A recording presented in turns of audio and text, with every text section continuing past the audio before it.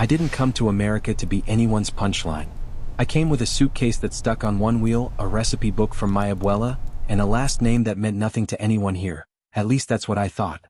The night it all changed, I was sitting at my boyfriend's family table, linen napkins, polished silver, the kind of dinner where laughter sounds curated. And then Ethan, the man who swore he loved every part of me, curled his mouth around my words and threw my accent back at me like a party trick. The table cracked up. I smiled because that's what you do when you're outnumbered. But 2 beats later, his father looked up from his glass and asked me to repeat my full name. When I said it, Sofia Navarro, his fingers trembled against the stem. People tell you moments like that are about embarrassment. They're not. They're about fault lines shifting under the floor, quiet and final. You feel it in your bones. This is the story of how a cruel joke at a fancy dinner turned into a reckoning with legacy, class, and the promises we make when people aren't watching. And if you've ever swallowed your pride to keep the peace, stick with me because by the end, we're not swallowing anything. We're saying it out loud. I can tell you the exact second the room decided I was safe to laugh at. Dessert plates hit the table, lemon tart, a perfect triangle, some dusting of sugar like fresh snow, and Ethan leaned back like he was about to give a toast. "Babe, say it, say, strawberry the way you do," he said, dragging the word out, shaping it into a prop. The first laugh was Olivia's, his sister, too quick, too eager. Then Mom, Victoria, hid her smile behind a wine glass. Even the cousins who couldn't be bothered to ask me a single question all night suddenly found me fascinating. I tried to redirect. "I'll say it if you pronounce arepa without butchering it," I teased, light enough to pass. But Ethan doubled down, tilted his voice into a cartoon version of mine. "Strawberry," he said, each syllable like a tiny hammer, and the table broke. People call it playful. People who look like Ethan, live like Ethan, move through rooms like they were built for them. Playful is what you get to call it when the world has always laughed with you, never at you. I felt the heat climb my neck. My instinct was to armor up with sarcasm, to make it look like I was in on the bit. Instead, I pressed my palms to my knees under the table and counted backward from 5 like my therapist taught me. Richard, his father, sat at the head, quiet. He had that CEO stillness, the kind that suggests every silence belongs to him. His eyes were on his plate, but the tendons in his hand were tight, a fine sketch beneath his skin. The conversation pivoted: investments, a new development, charity gossip. I was invisible again except for the echo of my own voice, bent into something I didn't recognize. When coffee came, Victoria leaned in, sweet as expensive perfume. "Don't mind the boys," she said. "We tease because we love." I nodded. "I grew up with brothers. I can take a joke." "Right?" Ethan said, bumping my shoulder like we were teammates who just won a game. "Soft's a good sport." Good sport. That's the crown they hand you right before they seek you in the cheap section of your own life. Then Richard finally looked up like he was coming back from somewhere far away. "What was your last name again?" he asked, voice calm, careful. "Navarro," I said. "Sofia Navarro." The room didn't notice his hand go still. But I did. "Navarro," he repeated, softly, like testing a bridge plank before putting his full weight on it. The conversations around us kept humming, but the air near him thinned, focused, like a spotlight without the light. He set his napkin down with surgeon precision. "Excuse me a moment," he said to no one in particular, then to me. "Sofia, would you mind giving me a hand in the study? There's a photo I want to show you." Ethan grinned. "Dad's about to pull out the baby album. Brace yourself." There was again the casual belittling, the way some people flatten any moment they don't control. I stood anyway. If a father in a different life wanted to show me a photo, I was going to let him. The study smelled like leather and old deals. Wall-to-wall achievements, framed magazine covers, a golf trophy with the kind of gleam that begs to be dusted daily, a black and white photo of a storefront with a hand-painted sign. Collins Hardware, circa forever ago. Richard closed the door. No theatrics, just a click that meant we were off the family stage. He didn't sit. He didn't ask me to. He went straight to a bottom drawer, the kind that holds the things you don't need but can't throw away. He pulled out a thin box, opened it like he'd rehearsed this in his head. Inside, letters yellowed at the edges. An address stamped from a neighborhood I knew too well, my neighborhood, where the bakery guy still knows everybody's order and cashes a handshake. He handed me the top letter. "Read the name at the bottom." I did. Miguel Navarro. My grandfather. Something in my chest flickered, then steadied, then went bright. "How do you?" He took a breath, one of those breaths made of 20 years and one regret. "Because, Sofia, when I was 22 and broke and 2 months behind on rent, your grandfather gave me a job. Not because I deserved it. Because someone he trusted said I was trying. I stared at him, the edges of his suit, the smoothness of everything he owned. My abuelo ran a landscaping crew. He always said he hired people other folks didn't even see. Richard nodded.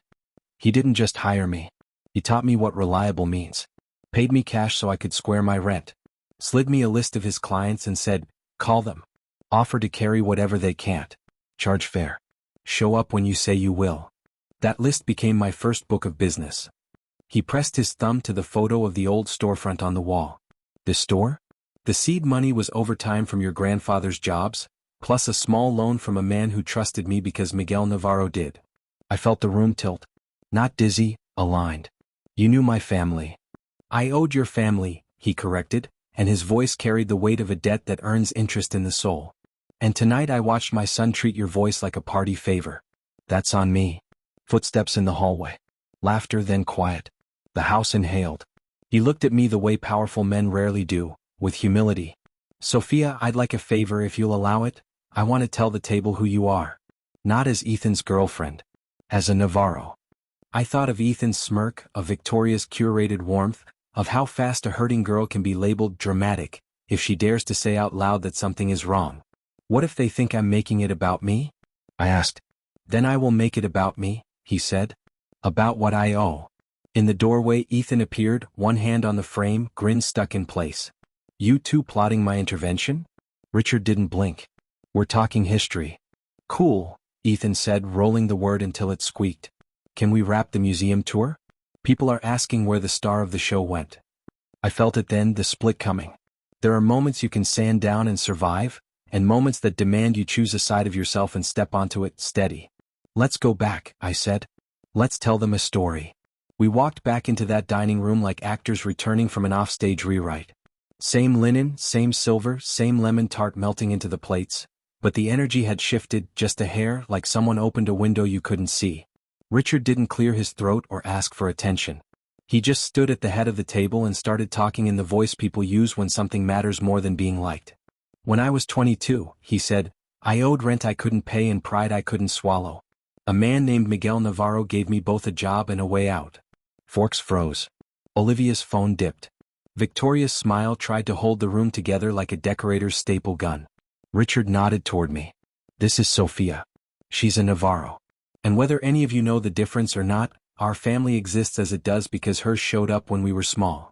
Ethan laughed, too loud, too fast. Dad, come on. We were just joking around. Nobody's trying to write a morality play over a word.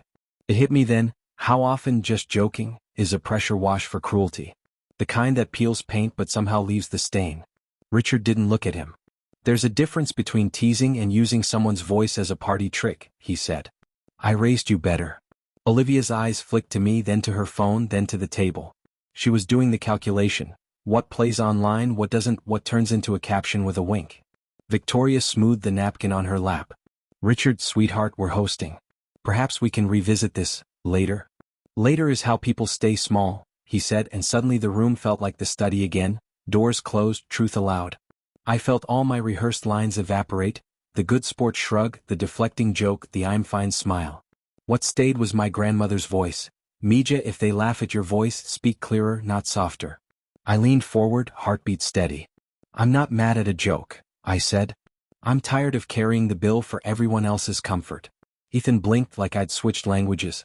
Babe, I literally celebrate your culture. I love that about you.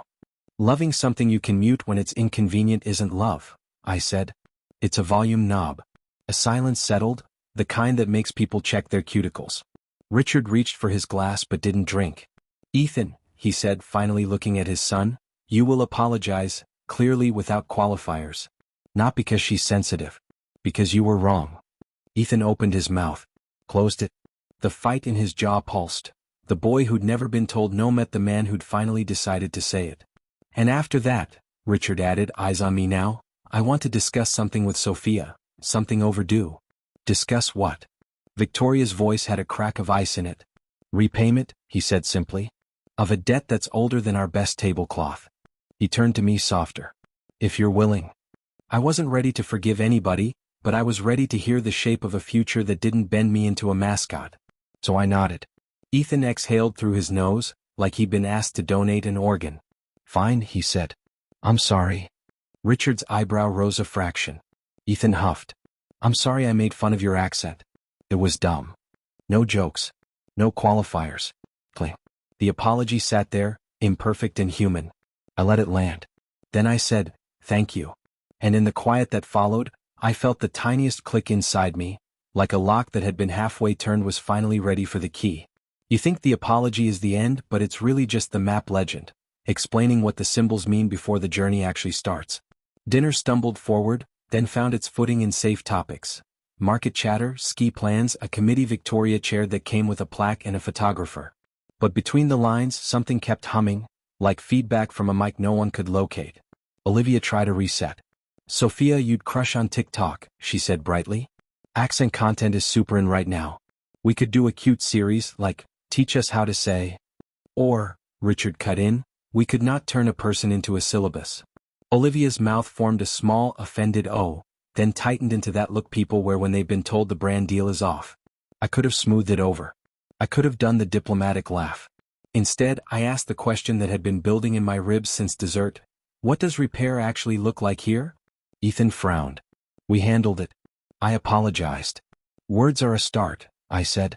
"But my life is not a room you rent with a sentence and then trash again next weekend." Victoria leaned in, voice warm with warning.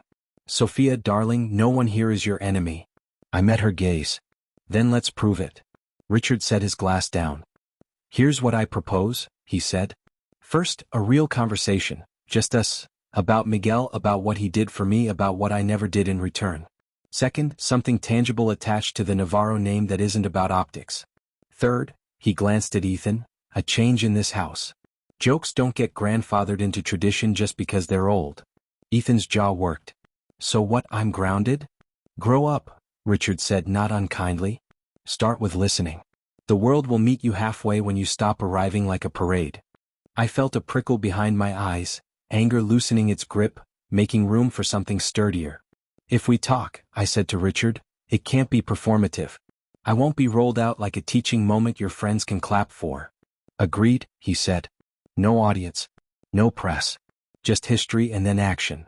Across the table, Olivia slid her phone face down. Victoria adjusted a centerpiece that didn't need adjusting. The cousins discovered a sudden interest in water. Ethan stared at me, searching for the version of me that made his life easier. When he didn't find her, he looked away. Dessert plates cleared. Coffee cooled. Someone made a toast to new beginnings, and it fell into the room like a paper airplane that didn't know where to land.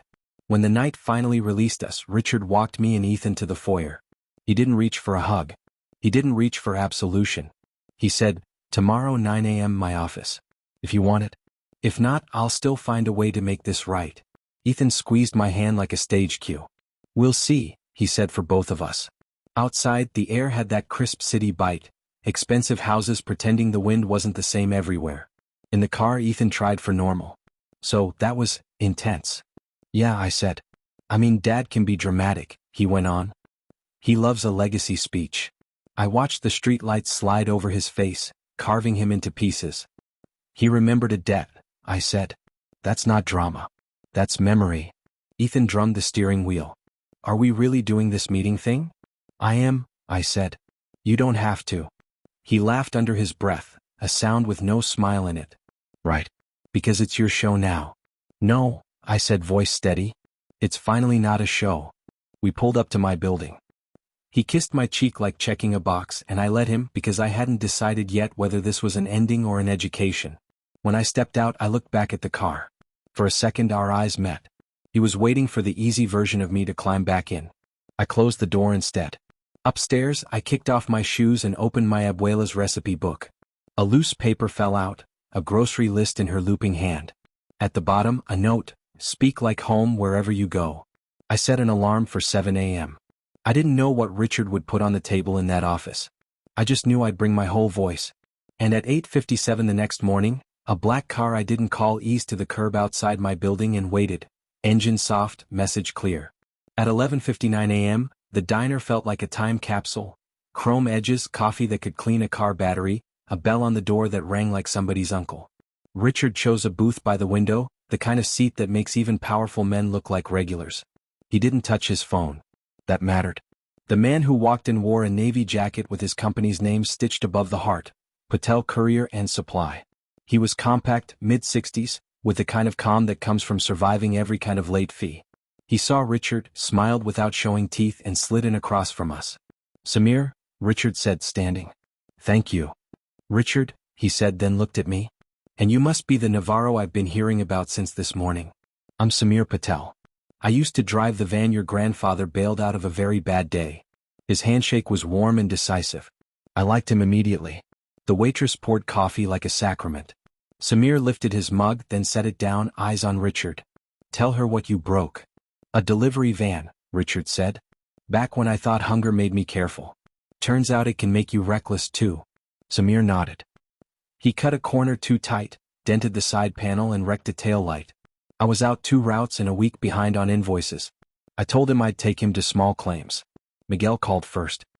He said, 'Samir, if you ruin him today, who do we both become tomorrow?' Then he showed up with cash. Not a check that would bounce. He made a receipt on a napkin and said, 'This is for the van. The rest is for your nerves.'" He grinned at me, the memory softening the edges of his voice.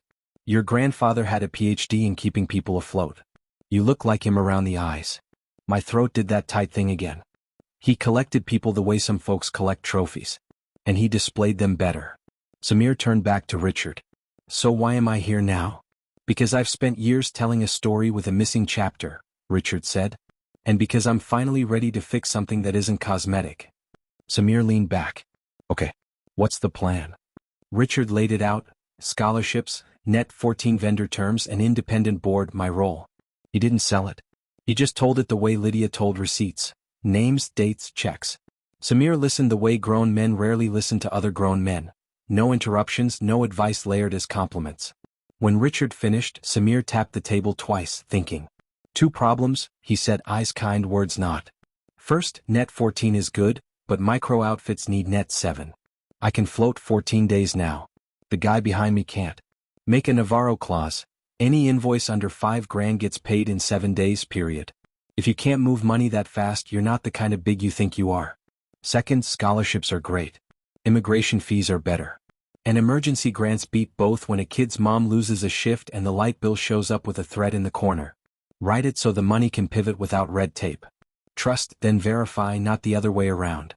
It was like he'd reached into the ledgers and moved commas until lives balanced. Richard nodded. "Done." He didn't blink. Samir looked at me. "And you, Sophia? You ready to be the person they call when a policy hurts anyway? Because there will be days when your inbox is afire and your name is the extinguisher. They'll want you to smile while you stamp it out." I could feel the weight of it already, but it didn't scare me. It clarified me. "I won't smile if it burns," I said. "I'll just put it out." He laughed, delighted. "Good. One more thing." He eyed Richard again. "If this becomes a PR parade, I walk. If she becomes your mascot, I torch my nice jacket on the internet." "Agreed," Richard said. "No parade." Our plates arrived, eggs like sunshine, toast with the perfect amount of stubborn. We ate like people who had work after. Halfway through, Samir wiped his hands and reached into his jacket. He slid a folded paper across the table.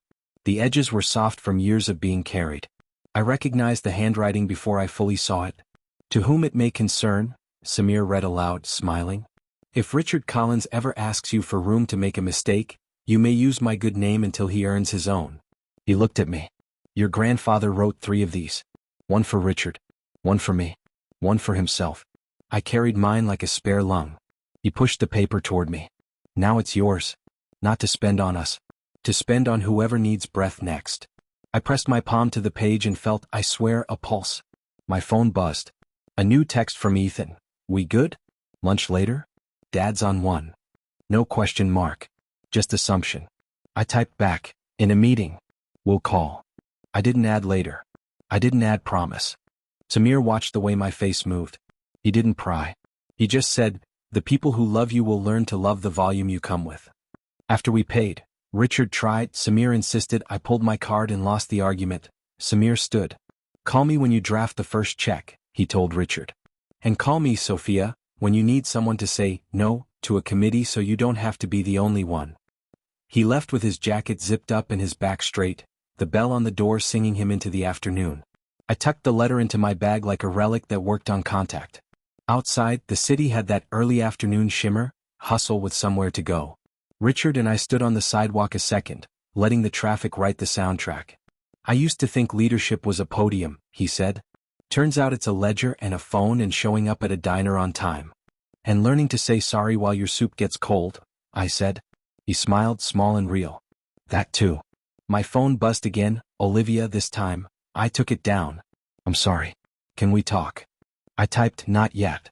Boundaries I was learning could be sentences with 2 words. Richard's driver pulled up. He opened the door and then stepped back, a gesture that said, your call.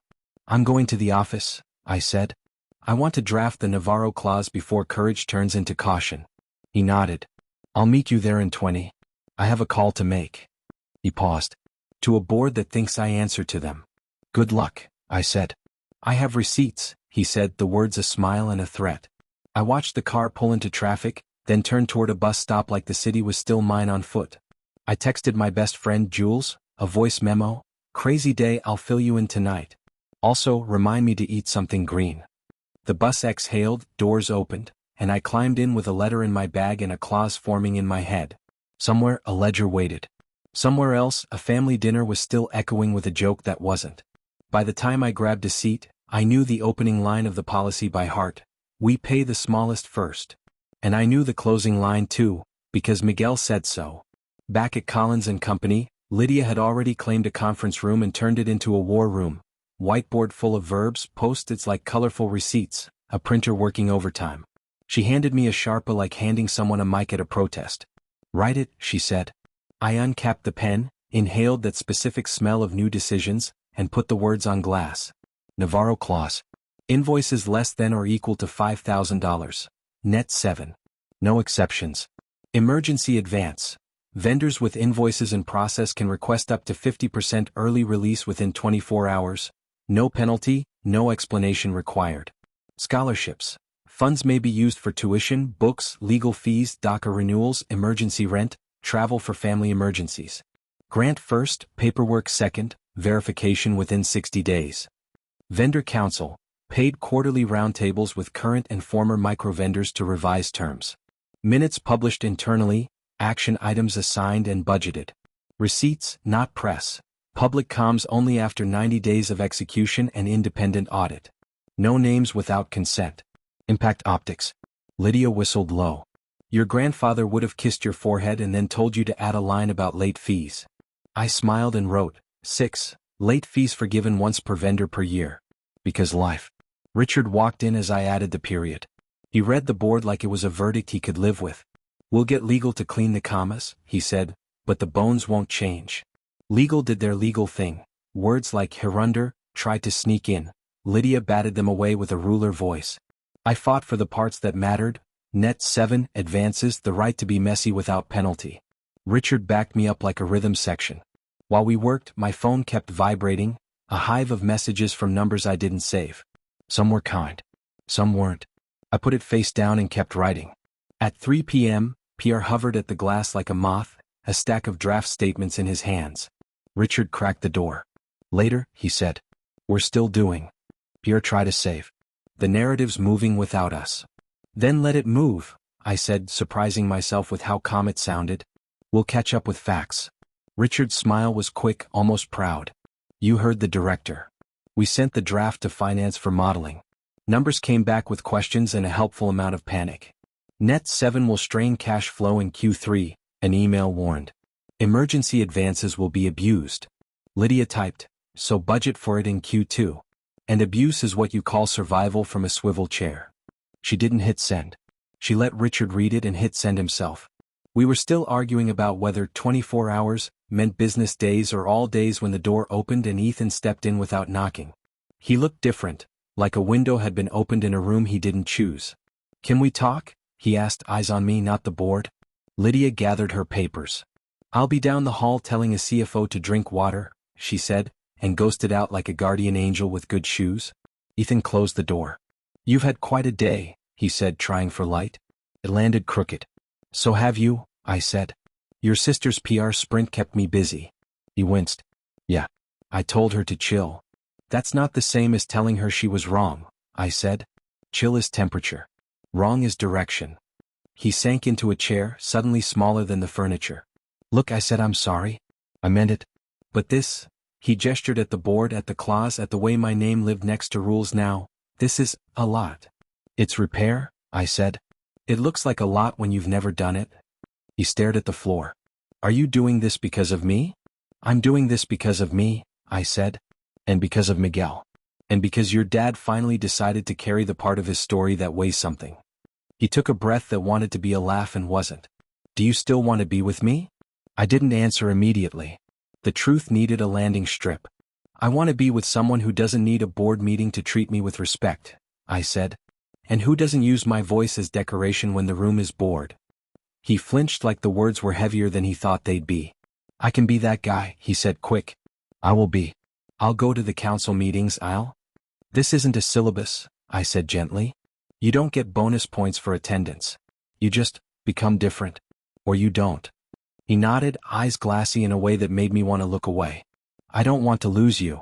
I don't want to lose me, I said. Silence set the room to a low hum. On the whiteboard, because life underlined itself in my head. Ethan stood. There's a charity thing tonight, Mom's committee, he said, flailing for normal. We're expected to go. You don't have to, but... I knew the event. Winter florals, string quartet, donors who call waiters champ. I also knew what happens at those things. Families act like press releases. Apologies become hors d'oeuvres. Part of me wanted to skip it forever. Another part of me wanted to stand in that room with my whole voice and make sure the clause didn't die under chandelier light. I'll go, I said. On one condition. Name it. No speeches about me. No photo ops. If asked, we say we're listening and working. If pushed, we say receipts. He nodded, relieved to have a script he didn't write. Okay. The door opened. Richard slid back in, eyes bouncing from Ethan to me to the board. We have the money, he said simply. We'll trim a vanity project and move a dividend. The clause lives. He walked to the board and, with the authority of a man who finally wanted to be held to something, initialed the bottom, RC 10/20. Then he handed me the pen. I signed under his initials, SN. The line looked like a bridge. Print it, Lydia said from the doorway, triumphant. Run it through legal and finance and then make it real before anyone remembers why they're scared. We did. We routed. We approved. We sent the internal memo with a subject line that didn't try to be cute. Effective immediately, Navarro Clause and Community Fund. As the first received pings hit my inbox, Jules texted, proud of you. Also, I have empanadas. Emergency carbs. I sent a heart and a promise to swing by after the charity thing, because sanity requires pastries. At 6:45, I stood in front of my closet and chose a dress I could run in if I had to. I tucked Samir's letter into the inside pocket of my coat like armor you don't see. The car ride to the venue was quiet. Ethan held the steering wheel at 10 and 2 like a student driver. At a red light, he said, thank you for coming. I'm not here for the photo wall, I said. I'm here for the conversations that happen near the bad coffee. He smiled despite himself. You're impossible. Not impossible, I said. Just done being easy. We pulled up to a building that looked like money decided to masquerade as culture. Inside, the air was strings and perfume. Victoria floated over in a gown that could cut glass, relief painted onto her face like highlighter. Sophia, darling, she said, reaching for air kisses. Thank you for coming. Her eyes flicked to Ethan, then to Richard, joining us with Lydia in his wake. Let's keep tonight smooth. Smooth, Richard said, and honest. We moved toward the main room. I could feel phones angling, eyes taking inventory, smiles sharpening for use. I thought of lemon tart and study doors and ledgers and diner bells. I thought of Net 7 and kids who needed the light bill paid by Tuesday. Halfway to the ballroom, Olivia appeared. No filters, no phone, just a young woman who had been taught by the internet that every moment is content and was trying to learn a different lesson in real time. I'm sorry, she said, voice small but steady. For the post. For making you a punchline. I took it down. I'm talking to our social team about guidelines. And I donated to the fund. Not a flex, just repair. I looked at her face, at the fear and the effort, at the part of her that still wanted a like. Thank you, I said. Keep doing the part where you ask before you share. She nodded. I will. Then she surprised me. Can I introduce you to someone? She runs a community center. Her kids need laptops, not hashtags. I glanced at Richard. He gave me the smallest nod. go. We walked into a room built for speeches and made for whispers. Somewhere near the stage, a string quartet made being human sound easy. Near the back, by a table with water that cost too much, a woman with tired eyes and a relentless smile waited. "Carmen," Olivia said, trying on humility like a new jacket. "This is Sophia." Carmen's handshake was dry and strong. "I heard there's a clause," she said. "And a font. And a woman who says receipts more than press." "That's me," I said. "Tell me what breaks first at your center and how to fix it in 7 days." She laughed, delighted and a little stunned. "Rent, Wi-Fi, and the AC that dies every August." "Great," I said. "Let's start there." Across the room, a microphone crackled to life. A host with perfect hair tapped it and smiled. "Welcome everyone." Richard leaned toward me, voice low. "We can leave before speeches if you want." I looked at the stage, then at Carmen, then at Olivia learning how to stand still without a selfie. "No," I said. "Let's stay long enough to hear what they celebrate when they think no one's grading them. Then we'll go write checks." The lights dimmed. Applause rolled like a polite wave. I felt Samir's letter against my ribs and my abuela's note in my bones. Somewhere between the first toast and the second, a plan formed, bright and simple. Tomorrow at noon we announce nothing. We pay 3 vendors and fix 1 AC. Then we breathe. The host raised his glass. "To legacy," he said. I raised mine. "To ledgers." And right there, under chandeliers pretending to be stars, I knew exactly what the next move had to be, and exactly who would hate it. By the time the second speech started, I could map the room with my eyes closed.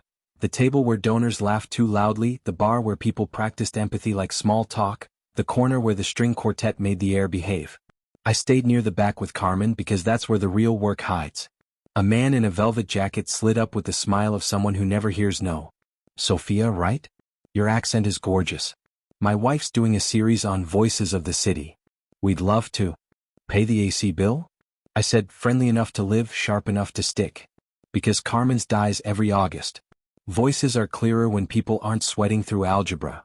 He blinked. "I meant content. I meant receipts." He laughed like he didn't get the joke, then drifted toward an easier yes. Across the room, Pierre waved me toward the stage with both hands. I shook my head. He made a pleading face, then started toward me, but Richard intercepted him with 2 words I lip-read from 20 feet. "Not tonight." Ethan tried a different lane. "Normal."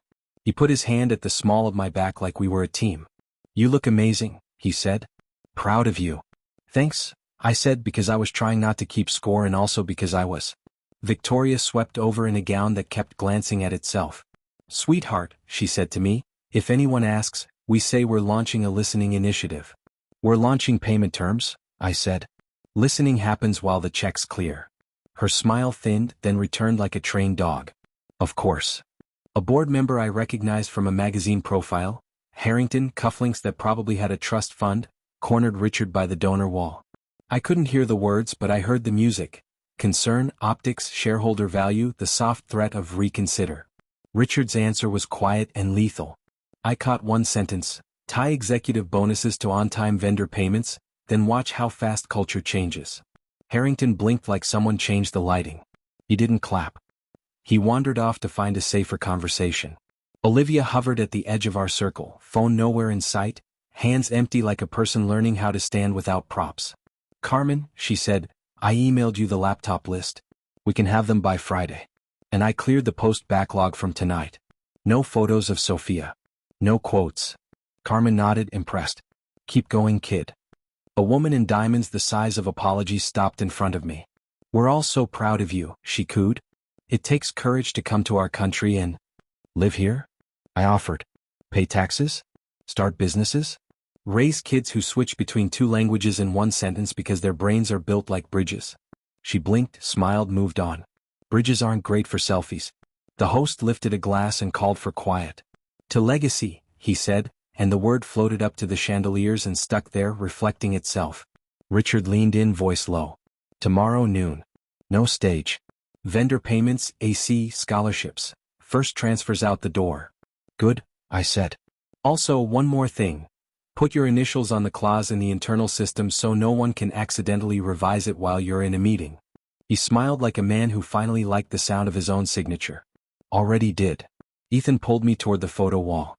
"Just one," he said. "For us." "No," I said gently. For once, let's let the work be the photo. He dropped my hand, small and wounded. You're different tonight. I'm exactly the same, I said. I'm just not whispering. Later, near the coat check, Harrington tried again, this time directly to me. You understand the pace of business, Ms. Navarro? Net 7 is ambitious. So is rent, I said. And asthma meds. And tuition deadlines. Ambition shouldn't be a privilege word. His mouth did the thing rich mouths do when they meet a boundary. Consider, reject, smile anyway. You're very passionate. I'm very precise, I said. Net 7. Emergency advances. Vendor counsel. Audit after 90 days. If you hate it, then we'll be in the same room with real numbers. He nodded like that was the most he could lose without calling his lawyer. We'll see. Carmen squeezed my arm. You're good at this. I'm good when it's about receipts, I said. People? I'm still learning. Ethan found me by the door, jaw tight. You made me look like a prop, he said. I could have argued. I didn't. I made the money move, I said.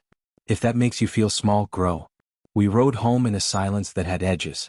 At my door he said, tomorrow, lunch? Like he was ordering hope. Tomorrow work, I said.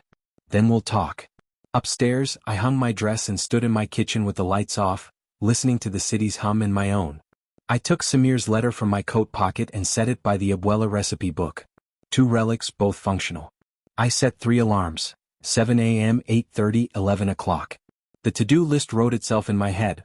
Vendor list, wire approvals, HVAC estimate, laptop order, emergency grant framework, HR pushback, board call, Olivia's learning curve, Ethan's decision. Before bed, a text from Richard, 7:45 coffee. Lydia says bring running shoes. From Jules, empanadas tomorrow. Don't argue. From Olivia, I'll be at the center at 1. I'll listen. And one more from an unknown number, you don't belong in those rooms. I blocked it. Then I whispered into the dark, like a spell I was finally ready to believe, I belong wherever my receipts go. And because every chapter needs a hinge, I'll tell you this. Before noon tomorrow, someone would try to kill the clause. They'd do it with a phone call and a smile. I didn't plan to give them the chance. We called it No Announcement Day and wrote it on a whiteboard in all caps. Lydia brought bagels. Richard brought signatures. I brought a list. 9 a.m., Finance, Conference Room B. The CFO started with caution. Net 7 will strain cash flow in Q3. Budget for strain, Lydia said. It's called a plan. We'll need a cap on emergency advances, he tried. Cap the dividend, Richard said. Not the oxygen. 940 vendor list. We sorted by smallest and most overdue. First wire, $3,482.19 to Velasquez Janitorial, 36 days past due. Second wire, $2,117.50 to Marigold Floral, who kept reception smelling like hope.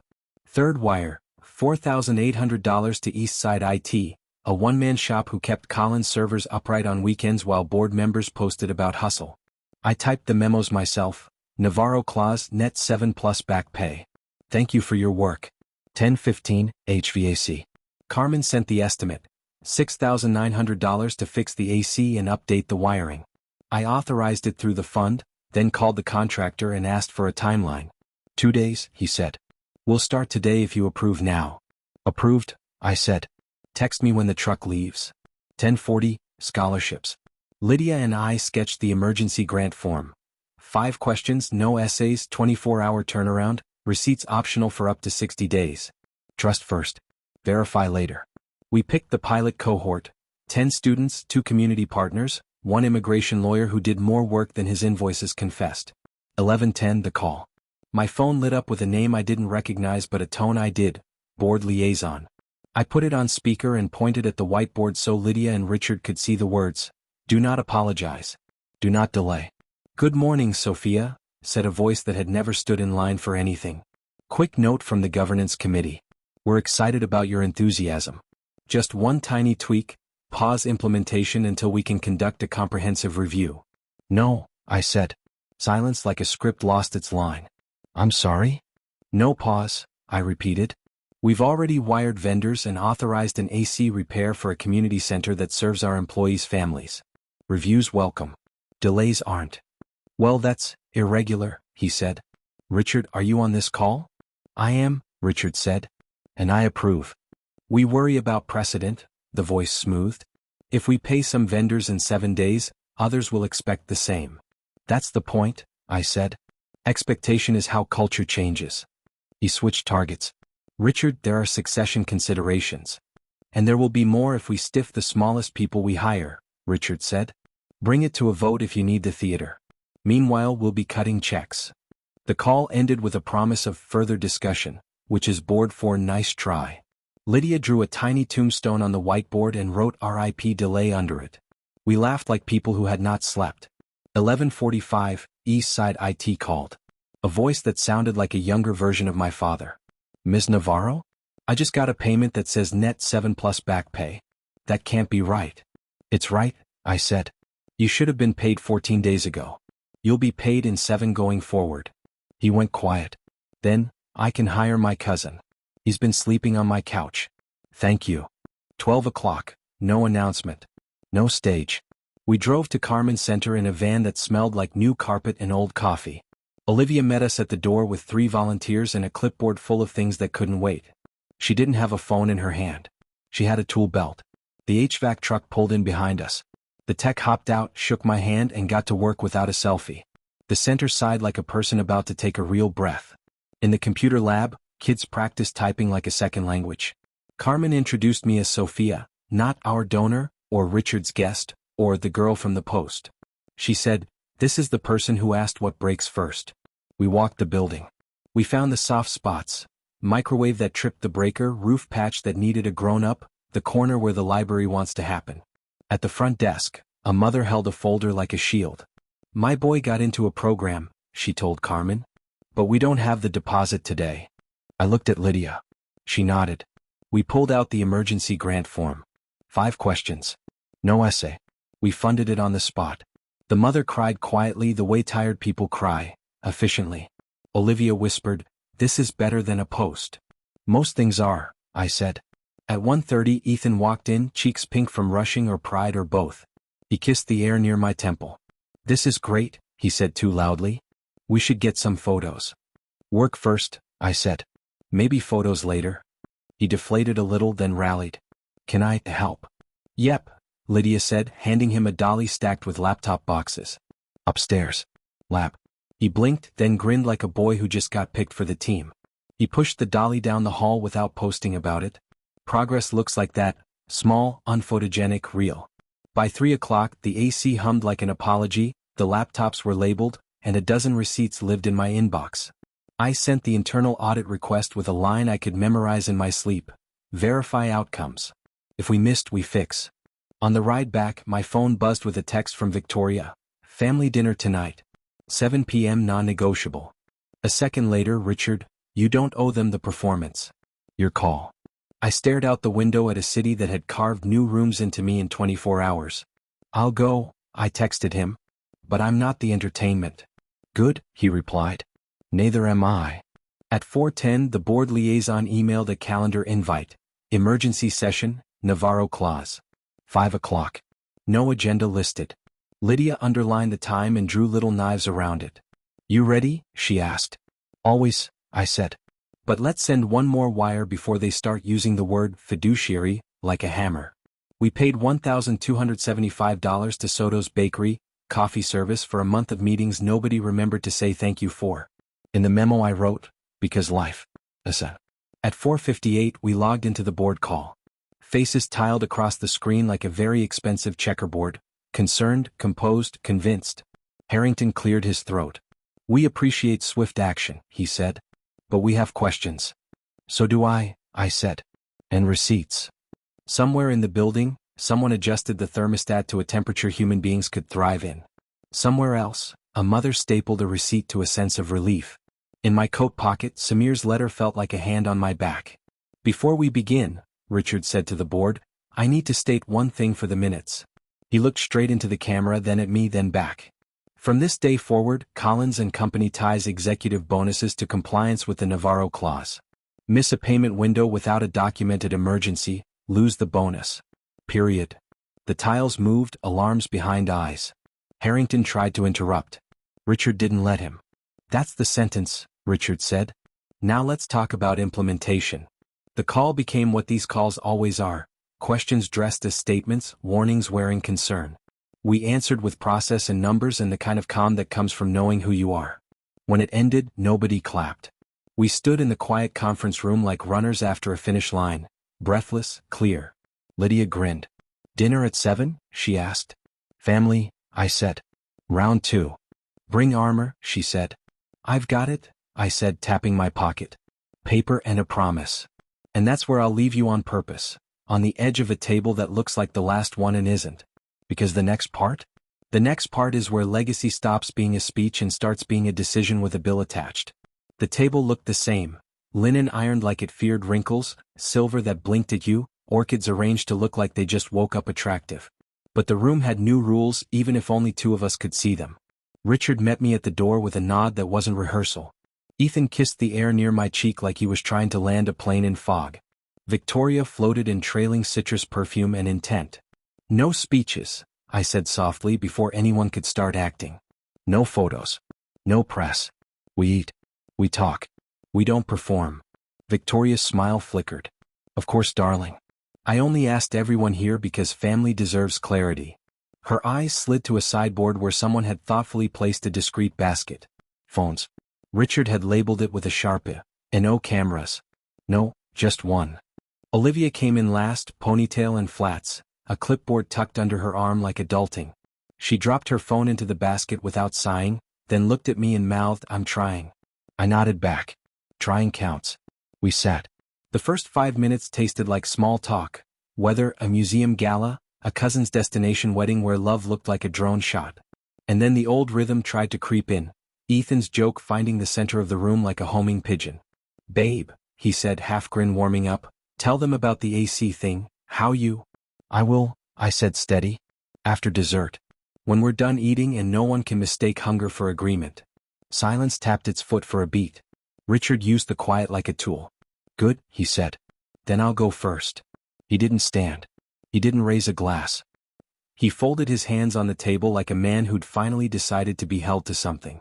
"Today we wired 12 payments under the Navarro Clause. We funded an AC repair and 3 emergency grants. We tied executive bonuses to clause compliance, effective immediately." Cufflinks twitched. Somewhere in the house, a PR person sneezed. Victoria set down her fork like it had betrayed her. "Richard, sweetheart, the board."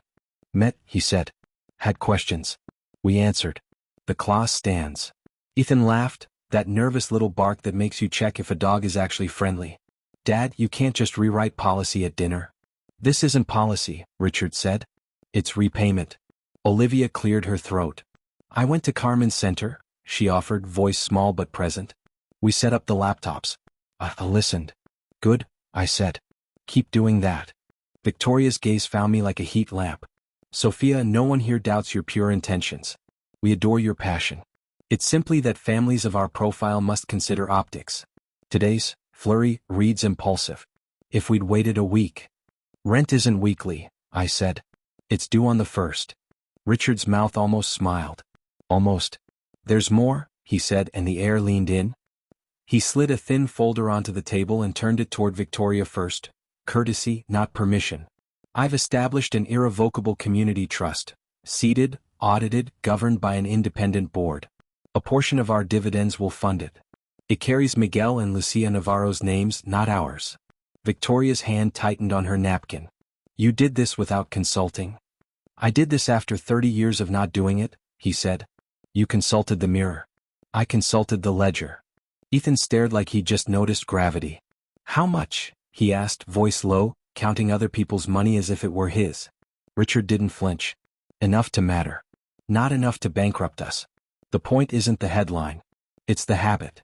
Olivia put both palms flat on the table, a small surrender. "I'll learn the habit." Victoria didn't blink. "You undermined this family." "No," Richard said, calm as a verdict. "I remembered it. Forks remembered plates. Glasses remembered water. We kept eating because the body needs what the room withholds." Halfway through, a detail snagged the light. A black case at the end of the sideboard, half unzipped. Not a phone. A camera. Not discreet. Stage. I looked at Victoria. She held my gaze like a challenge and then, slowly, looked away. "Who invited the photographer?" I asked, not loud, not quiet. I did, she said, chin lifting. For the family archive. For when we tell this story properly. Richard stood finally. Not angry. Done. He carried the camera to the basket and dropped it in. The thunk sounded like a door closing on a decade. The story tells itself when the receipts exist, he said. Ethan's face flushed. He wanted a side to choose that kept everything the same. There wasn't one. Can we please not turn every dinner into a tribunal? He said, teeth in the words. I'm not on trial, I said. I'm at dinner. Dessert came, lemon tart again, like the house trying to rerun a scene that already ended. I took a bite. It tasted like sugar and memory. I swallowed both. When plates cleared, I spoke. Tomorrow we start vendor council outreach. We'll pay 5 more small shops by Friday. Lydia has the list. If anyone here wants to help, show up with a dolly or a pen. If you want to pose, stay home. Olivia nodded. Ethan looked at his hands. Victoria rearranged a perfect centerpiece. Richard exhaled like a man who had finally let air past his ribs. My phone buzzed in the basket. Everyone looked at it, then at me, as if doom traveled by notification. Leave it, I said. If it's urgent, it'll still be urgent in 10 minutes. We finished quietly. When I stood, Richard did too. Walk? He asked. I nodded. Ethan started to follow. Richard stopped him with a look that wasn't unkind. Give us 10, he said. In the hallway, the house sounded like itself, hushed, expensive, tired. Richard rested a hand on the doorframe, the only thing I'd seen him lean on all day. Thank you, he said. For dessert. I deadpanned. For not leaving when the room asked you to, he said. Miguel would have been proud. I felt it then, the ache of being seen and the pulse of being responsible for what people see. Pride doesn't pay invoices, I said. But it helps you walk back in. He laughed, small and real. Tomorrow, he said, I'm revising the succession plan. I didn't answer. Not yet. The floor tilted just enough to mean something. Back at the table, the basket of phones sat like a neutral god. No one reached for it. For once, the room held itself without proof. And somewhere between clink and breath, I knew the next thing that had to be said, the sentence that would move this out of dinner and into DNA. I just wasn't sure if anyone else wanted to hear it. Morning found me before my alarm, the city already storytelling through windows. Jules texted a photo of empanadas with the caption, breakfast is a verb. I smiled, shoved 2 in my bag, and walked into a day that felt like a decision. At 9 a.m. Richard called me into the study. Same room, same old paper smell, different gravity. Lydia was already there, back straight, pen ready. Olivia stood by the window, pretending not to wring her hands. Ethan wasn't invited. Victoria arrived late and annoyed. Richard slid a document across the desk. This is a letter of intent, he said. It lives until the lawyers build its bones. 3 points. 1. The community trust, Navarro and Lucia, receives a fixed slice of dividends every quarter, before bonuses, before special distributions. 2. Compliance with the Navarro Clause is a standing condition of executive compensation and succession eligibility. Miss it without a real emergency, your name moves down the line. 3. The role Sophia accepted, Director of Community Partnerships, reports to me and the Independent Trust Board, not to marketing, not to PR, not to my household. Victoria's jaw found a new angle. You're giving away our legacy. I'm securing it, he said, not looking away. Legacy that doesn't pay its bills isn't legacy. It's theater. Olivia stepped closer to the desk, eyes wide with the shock of watching parents be humans. I'll help, she said, voice finding muscle. I want my kids, if I ever have them, to grow up in a house where Navarro means how we do things, not a story we borrow. Victoria stared at her like she joined a rival team. You will regret this. Maybe, Olivia said. But at least I'll have receipts. Ethan chose that moment to burst in, flushed with the urgency of people who think timing is a weapon. Dad, we need to talk. Alone? We're talking, Richard said. Together. Ethan looked at the document, then at me like I'd written his name in disappearing ink. This is insane, he said. You're letting her. Her has a name, I said. You're letting Sophia rewrite our house rules, he finished, choosing disrespect and accuracy at once. I'm letting the truth rewrite them, Richard said. Sophia is making sure we don't lie to ourselves afterward. Ethan took a breath that wanted to be brave and came out loud. If you do this, I'm out. I won't be blackmailed by clauses. You won't be anything ed by clauses if you meet them, Lydia said calmly. People who do the work digest rules fine. People who don't call them shackles. He turned to me. Tell him this is too far. I met his eyes and didn't look away. It's not far enough. And it has nothing to do with us unless we choose to make it. This is about the smallest vendor in the stack and the kid with a tuition bill and the AC that finally works. He laughed once hard. You love being the hero. I love not being the excuse, I said. Something fragile inside him tried to decide which way to break. Do you love me? I let the question sit with all the others. I love the idea that we could have been better together, I said. But I won't shrink to fit the version where we aren't. He swallowed, looked away, looked back. Then I guess this is it. It is, I said, gentle and final. For now, maybe forever. He nodded like he'd been cut and refused to bleed in front of us. Good luck with your receipts, he said, and left the way people leave when the room stops letting them be the main character. Victoria followed him with her eyes and then pivoted to strategy like survival. If he walks, Harrington walks. The board will fracture. Richard's mouth was a line you could build a house on. Then they walk, he said. And I'll build with whoever stays. He signed the letter of intent. Lydia countersigned as witness. He slid the pen across the desk to me. Initial, he said. Not for permission. For proof. I wrote SN small and sure in the corner, a signature like a hinge. Olivia signed beneath mine, hands only shaking a little. Victoria didn't touch the pen. Next, Richard said, we take this to the trust's interim board at noon. Samir will be there. Carmen too. Lydia, your chair until they find someone better. Olivia, you're on comms with one rule. Nothing public until 90 days after execution. Sophia, you and I meet vendors at 2. He paused. Victoria, I'd like you to come. Not to perform. To witness. She held his gaze for a long beat, something like grief warring with something like pride. I don't know how to be small in a room, she said, a confession disguised as hauteur. Then be quiet, Lydia offered, not unkind. Victoria almost smiled. Almost. I'll try. My phone buzzed, a number I didn't know. When I answered, the voice was sunshine over gravel. Ms. Navarro? This is Mrs. Alvarez from Eastside Elementary. Our PDA heard about the clause. We have vendors who stopped taking our calls. Can you? Yes, I said, the word fitting like a glove. Send the list. We'll start with whoever hurts worst. When I hung up, the study felt smaller in a good way, like a tool you can actually use instead of a room you pose in. Richard closed the folder. One last thing, he said, voice thinning in the way truth sometimes does before it lands. I put the original ledger and Miguel's letter into the trust archive. Anyone can read them. Even people who hate us. Especially them. I exhaled. Good.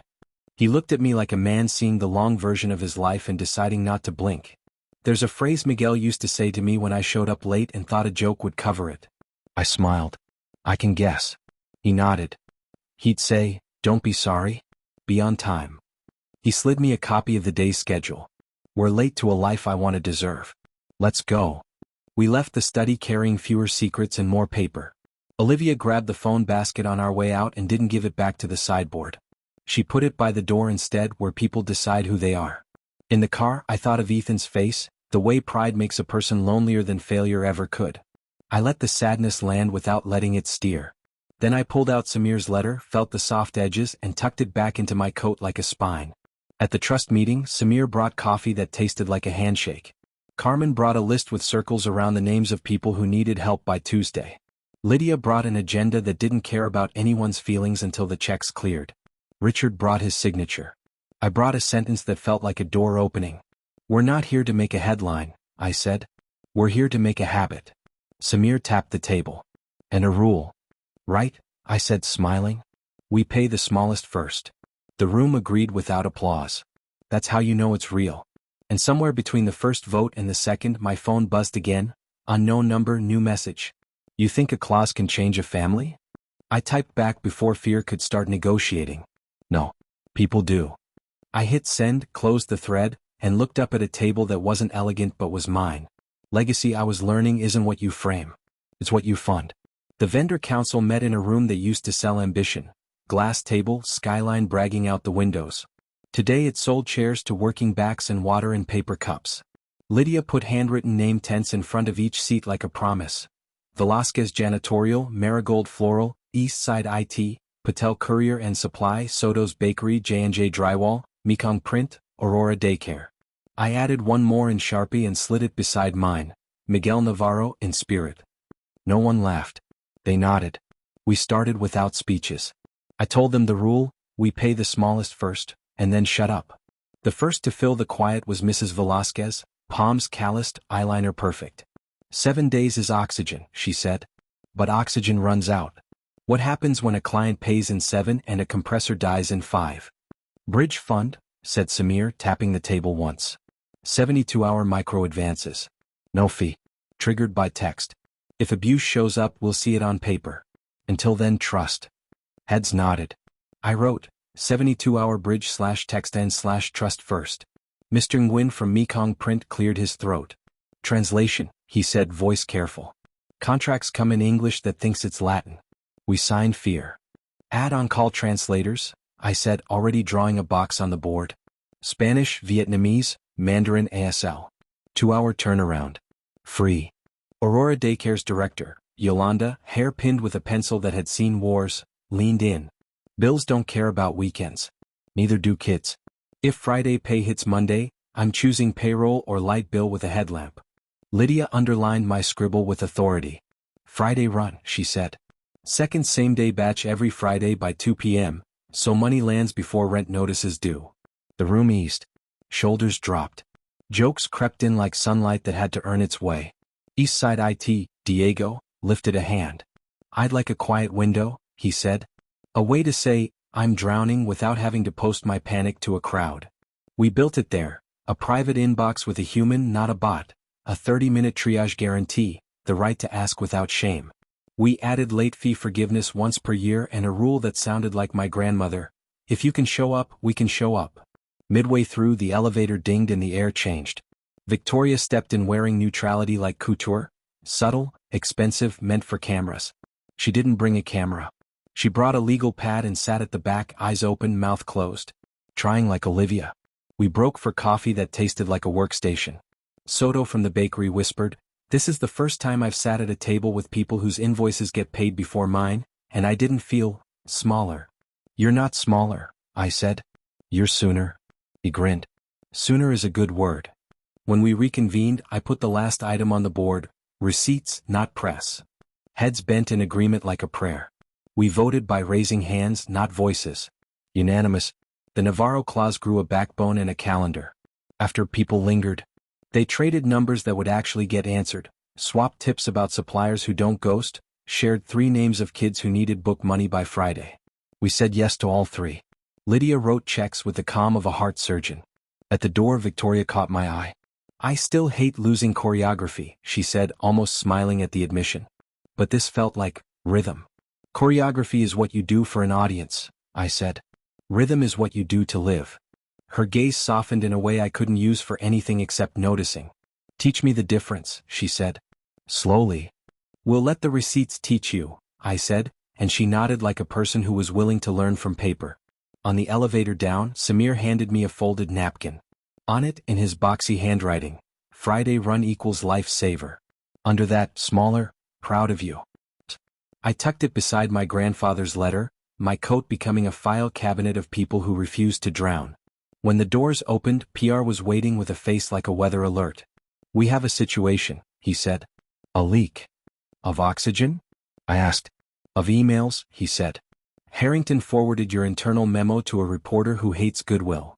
Lydia sighed. "Of course he did." She turned to me. "Plan?" "Same as always," I said, feeling my heartbeat steady. "Work first. Then receipts." We walked toward a storm without umbrellas and somehow didn't get wet. The article went live at 3:12 p.m. with a headline that wanted blood. Collins and Company. Shifts cash to micro vendors, risks investor confidence. The word micro did that thing words do when they've been taught to sneer. The pull quote was worse. An insider claims a junior staffer is steering policy. Junior staffer. Steering. 3 darts, none of them true. Phones woke up like sirens. PR started juggling statements, alternate statements, and moral support. Legal wanted to underline fiduciary until the pen broke. Finance offered a graph that looked like a rising tide and felt like the ocean telling you it's fine. Richard read the piece once, then put his phone face down. "We'll answer with payroll," he said. "Ours and everyone else's." Olivia hovered, eyes wide. "Do we post?" she asked, muscle memory twitching. "Not about us," I said. "About the clause, internally, to employees with vendors on their projects. Give them a script that starts with, "If this creates pressure, tell me now. I'll escalate. We'll pay." And a second line, "If you're a small vendor and scared we'll flinch, here's the dedicated inbox. Humans only." "On it," she said, already typing, already better. The board convened an executive-only call that somehow included the leak source. Harrington smiled from his square like a man confident in his shade. He talked about prudence. He talked about timing. He talked about the market like it was a god whose moods we were duty-bound to appease. "Markets are people," I said. "People like the AC working and invoices paid. That's our timing." He aimed at Richard. "You're letting an unseasoned hire push you into philanthropy." Richard didn't blink. "This is operations." "Then why is there a trust?" Harrington asked, pouncing. "Because repayment deserves a backbone you can't vote away on a Thursday," Richard said. "And for the record, Ms. Navarro needs neither your adjective nor your permission." Harrington leaned back, a smile thin enough to cut. "We'll take this to a vote." "Of course," Richard said. "We'll bring the receipts." We hung up. The room hummed with the kind of adrenaline that ruins lunches. Jules texted, "I'm downstairs with empanadas. You look hungry," through the phone. I told security to let her up. 5 minutes later, she walked in carrying Tupperware like a religion. "Who leaked?" she asked, setting food down like an anchor. "The same person who sends holiday cards with his net worth," Lydia said. Jules rolled her eyes, then handed me a fork. "Eat while you fight capitalism." Between bites, my phone buzzed with a number I did recognize. Ms. Kim, CEO of Kim Manufacturing, a client whose purchase orders could move our week. Her voice was clean steel. "I read the piece," she said. "I also remember when my father waited 60 days to be paid for a rush job that saved a launch. He used to leave food by the door so we wouldn't smell him skipping dinner." "Don't cave." "We won't," I said. "But we might wobble." "Wobble toward the clause," she said. "And send me an addendum to shift our own invoices to net 7. I'll prepay this quarter to smooth cash flow. Call it a bet on the habit." After we hung up, I put her name on the board under allies and underlined it twice. Victoria watched me do it, face learning a new shape. "Her father made the metal frames for our first displays," she said quietly. I told myself I thanked him with a gift basket. I did not. "Then write the check you meant to write," I said. She nodded, a single clean yes. At 5:05 the board dialed in for the vote, faces arranged like furniture that says status and feels like plywood. Before Harrington could call the roll, Richard raised a hand. "One addition," he said. "We're adding 2 independent seats to the board, one from the vendor council, one from a community partner. They will vote on operations that affect clause compliance." Harrington sputtered. "You can't." "I can," Richard said, and did. "The bylaws allow for expansion by executive action in response to reputational risk. Our reputation was just dragged for paying our bills." Samir joined as observer, not a vote but a presence. Carmen dialed in from the center's newly humming office, camera slightly crooked, focus perfect. The vote rolled out with all the ceremony of a coin toss and all the weight of a bridge. We won by 1. Harrington's square froze for a second in a way that wasn't about Wi-Fi. When it ended, there was no applause. There was a spreadsheet and a list of wires and a ding from my inbox. "Bridge advance delivered." I exhaled. That's when my phone lit with Ethan's name. I let it ring out. He texted instead, "Dinner? No drama. Just us." I typed, "Not tonight." Then a second text, "Take care." It felt like putting a book back on a shelf you outgrew. At 7:22, a reporter called my direct line. "Off the record?" she asked. "Not today," I said. Then on the record, "Why die on this hill?" I looked at the whiteboard, names in Sharpie, a clause in permanent marker, a napkin note that said "Lifesaver," and felt my answer sit down in my chest. "Because this hill is someone's rent," I said. "And rent isn't a hill. It's a floor." She went quiet the way people do when a line lands. "Okay," she said at last. "Then send me numbers in 90 days. "You'll have them," I said. "And names only with permission." We hung up. The office emptied one person at a time. Lydia left with a stack of to-dos and a smile like a truce. Richard signed 2 more wires and a thank you card he insisted on handwriting to Ms. Kim's father. Victoria stood by the window long enough to watch the city stop pretending to be perfect. Then she turned. "I'm having the florists and less expensive flowers to the foyer," she said. "And I'm ending the media retainer that never kept us honest. That will cover 6 laptops and a month of Wi-Fi at Carmen's." "Good trade," I said. "I'll find more," she said almost to herself. I walked home in air that felt earned. Upstairs, I put Samir's letter and my abuela's recipe book side by side. My kitchen smelled like empanadas and change. Just before midnight, a final text buzzed. Unknown number. New tone. Emergency meeting. Tomorrow. 8 a.m. Harrington wants you out. Come alone. I stared at the screen long enough to taste old fear and new resolve. Then I forwarded the message to Richard and Lydia, added 2 words, "Receipts ready," and turned off my phone. I slept like people sleep when the house stops creaking for the first time in years. And I'll leave you here in the quiet before the next door opens, with one more truth my abuela tucked into every recipe: the heat you control matters more than the flame you fear. Because at 8 a.m. they'd bring heat. And at 8:01 we'd control it. The text said come alone the way a trap says welcome.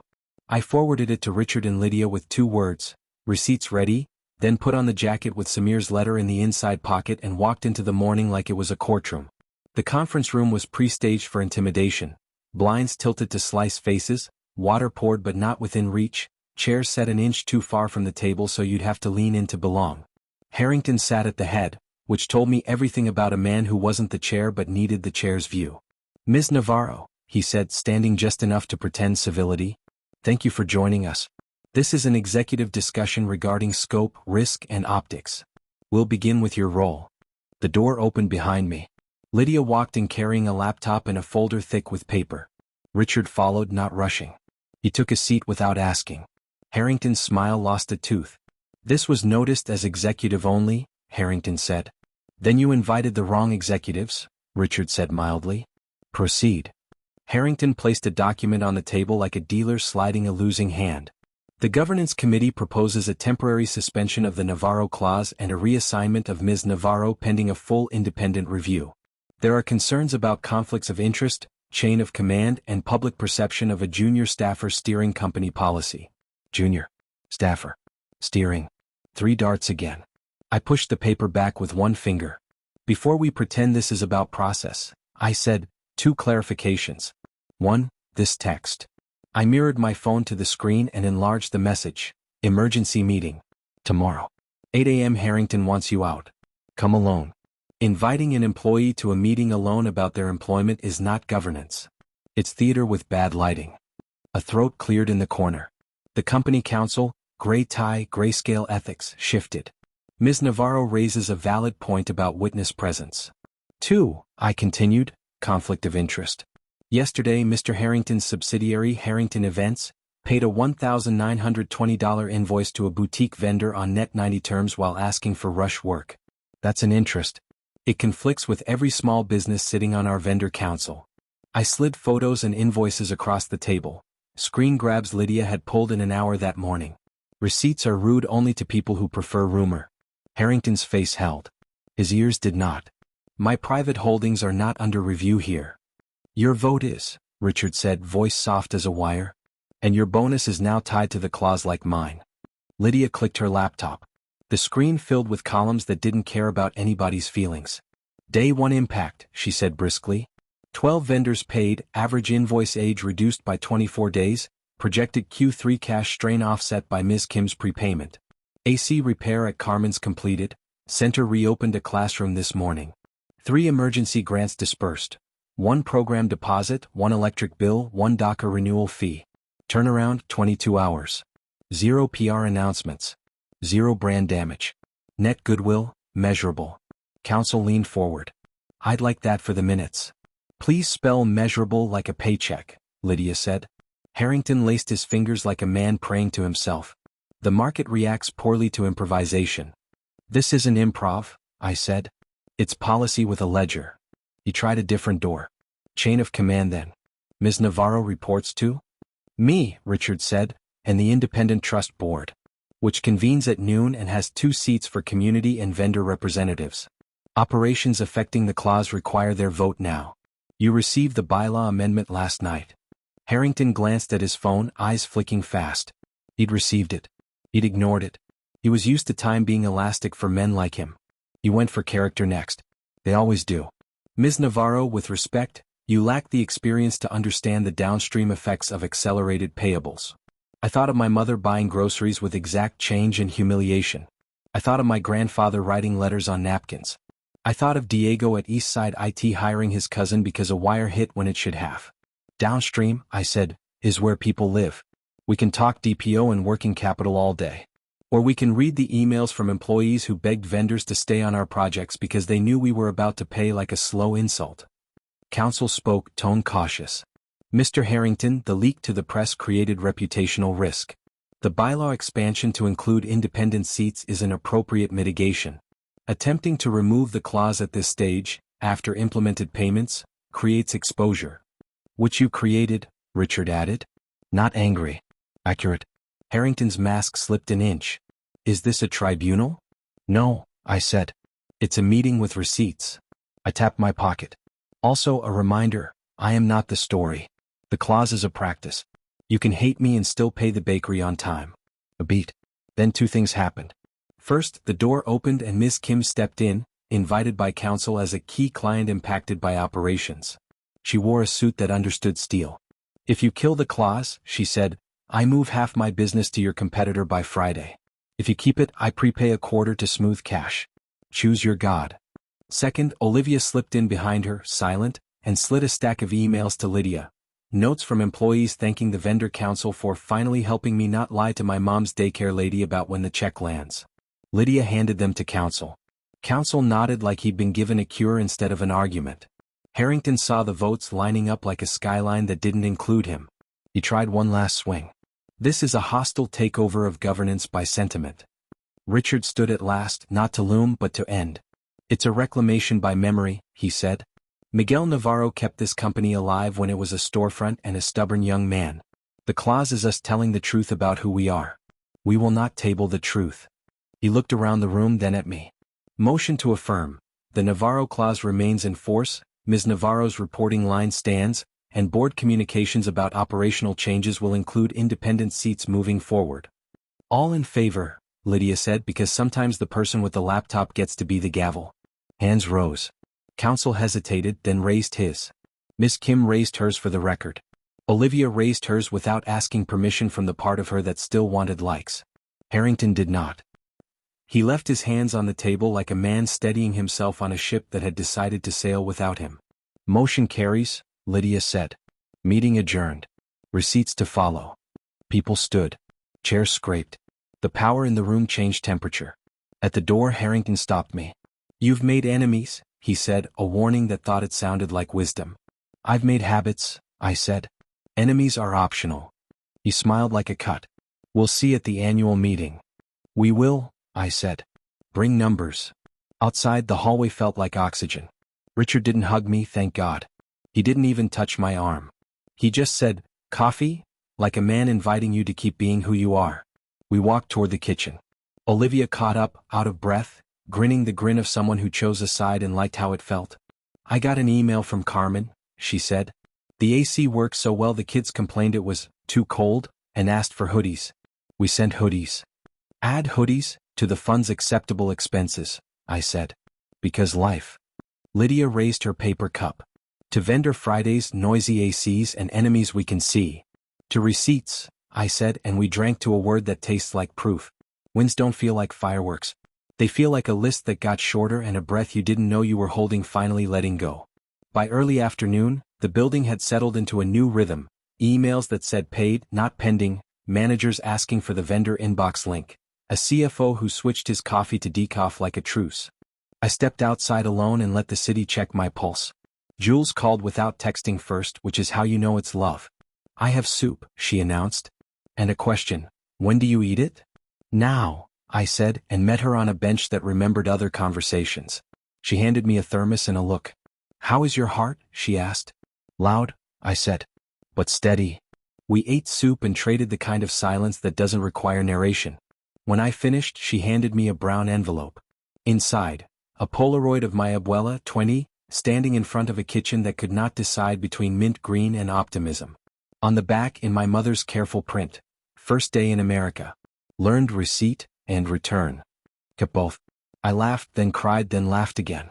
I'm building an altar out of paper, I said. Good, Jules said. Just don't live on it. I promised to try.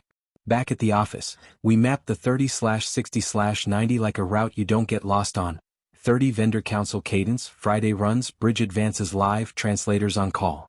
60, first internal audit, first public report, consent-led, scholarship cohort check-in. 90, board review with metrics, community trust budget refresh, independent seats confirmed. At 4 p.m. Richard called me into the study.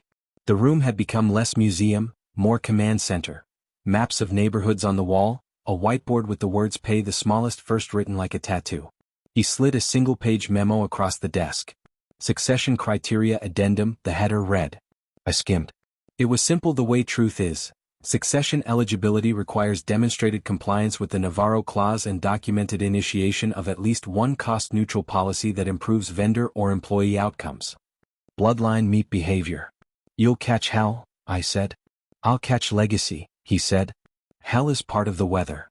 He hesitated, then added, I met with Ethan. He's hurt. He's also smart enough to know the door isn't locked, it's weighted. He meets the weight, it opens. I nodded. It felt less like punishment, more like physics. As if conjured by his name, my phone buzzed. Ethan. I let it ring, then picked up on the last vibration. Can you stop by? He asked. I have something of yours. He sounded human. Not performing, not angling. Just a person who had a thing to return. I went.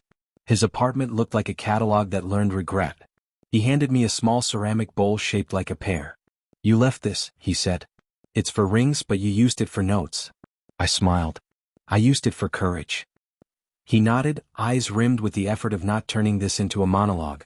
I read the article, he said. I hated it. I also hated seeing you with my dad building something I didn't build. Both can be true. Both are true, I said.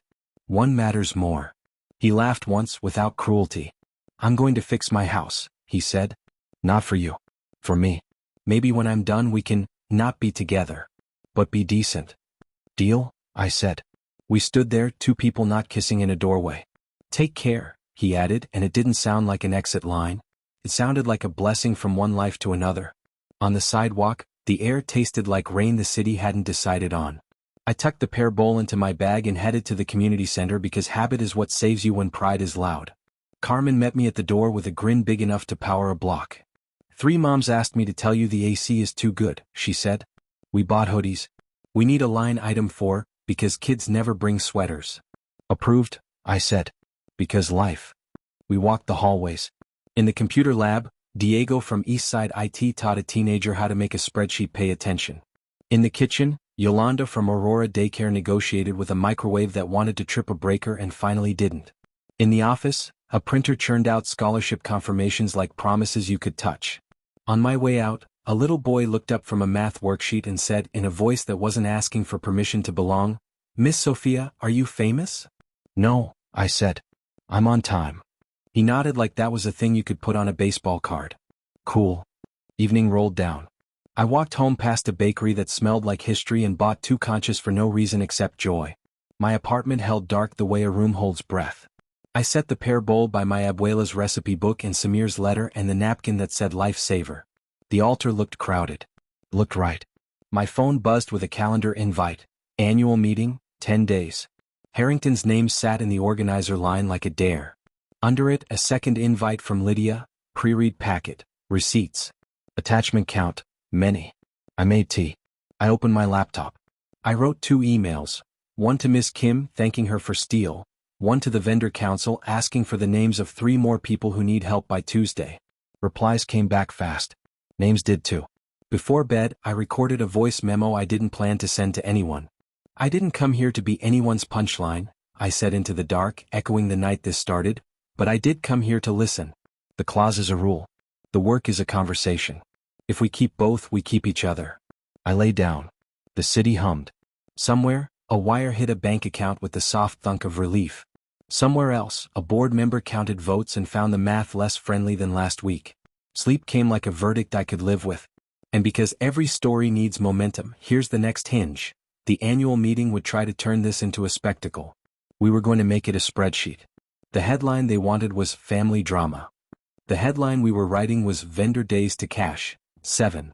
Between those 2 sentences lives everything I'm keeping. The annual meeting was 10 days away, which in corporate time is 3 lifetimes and a half. Lydia called it War by PDF. I called it the part where numbers become nouns. We built the pre-read in a room with fluorescent lights that didn't care who you were. Slide 1 had no photo, no slogan, just a sentence. We pay the smallest first. Slide 2, days to cash, 7. Then graphs that behaved. Slide 3, receipts, blurred names where consent wasn't given, crisp where it was. Diego at Eastside IT labeled paid. Soto's Bakery with a note. Oven repair scheduled thanks to cash on hand. Slide 4, bridge advances, 72 hours. Requests granted, 8. Abuses detected, 0. Slide 5, HVAC at Carmen's, complete. Kids wearing donated hoodies, grinning like air as a gift.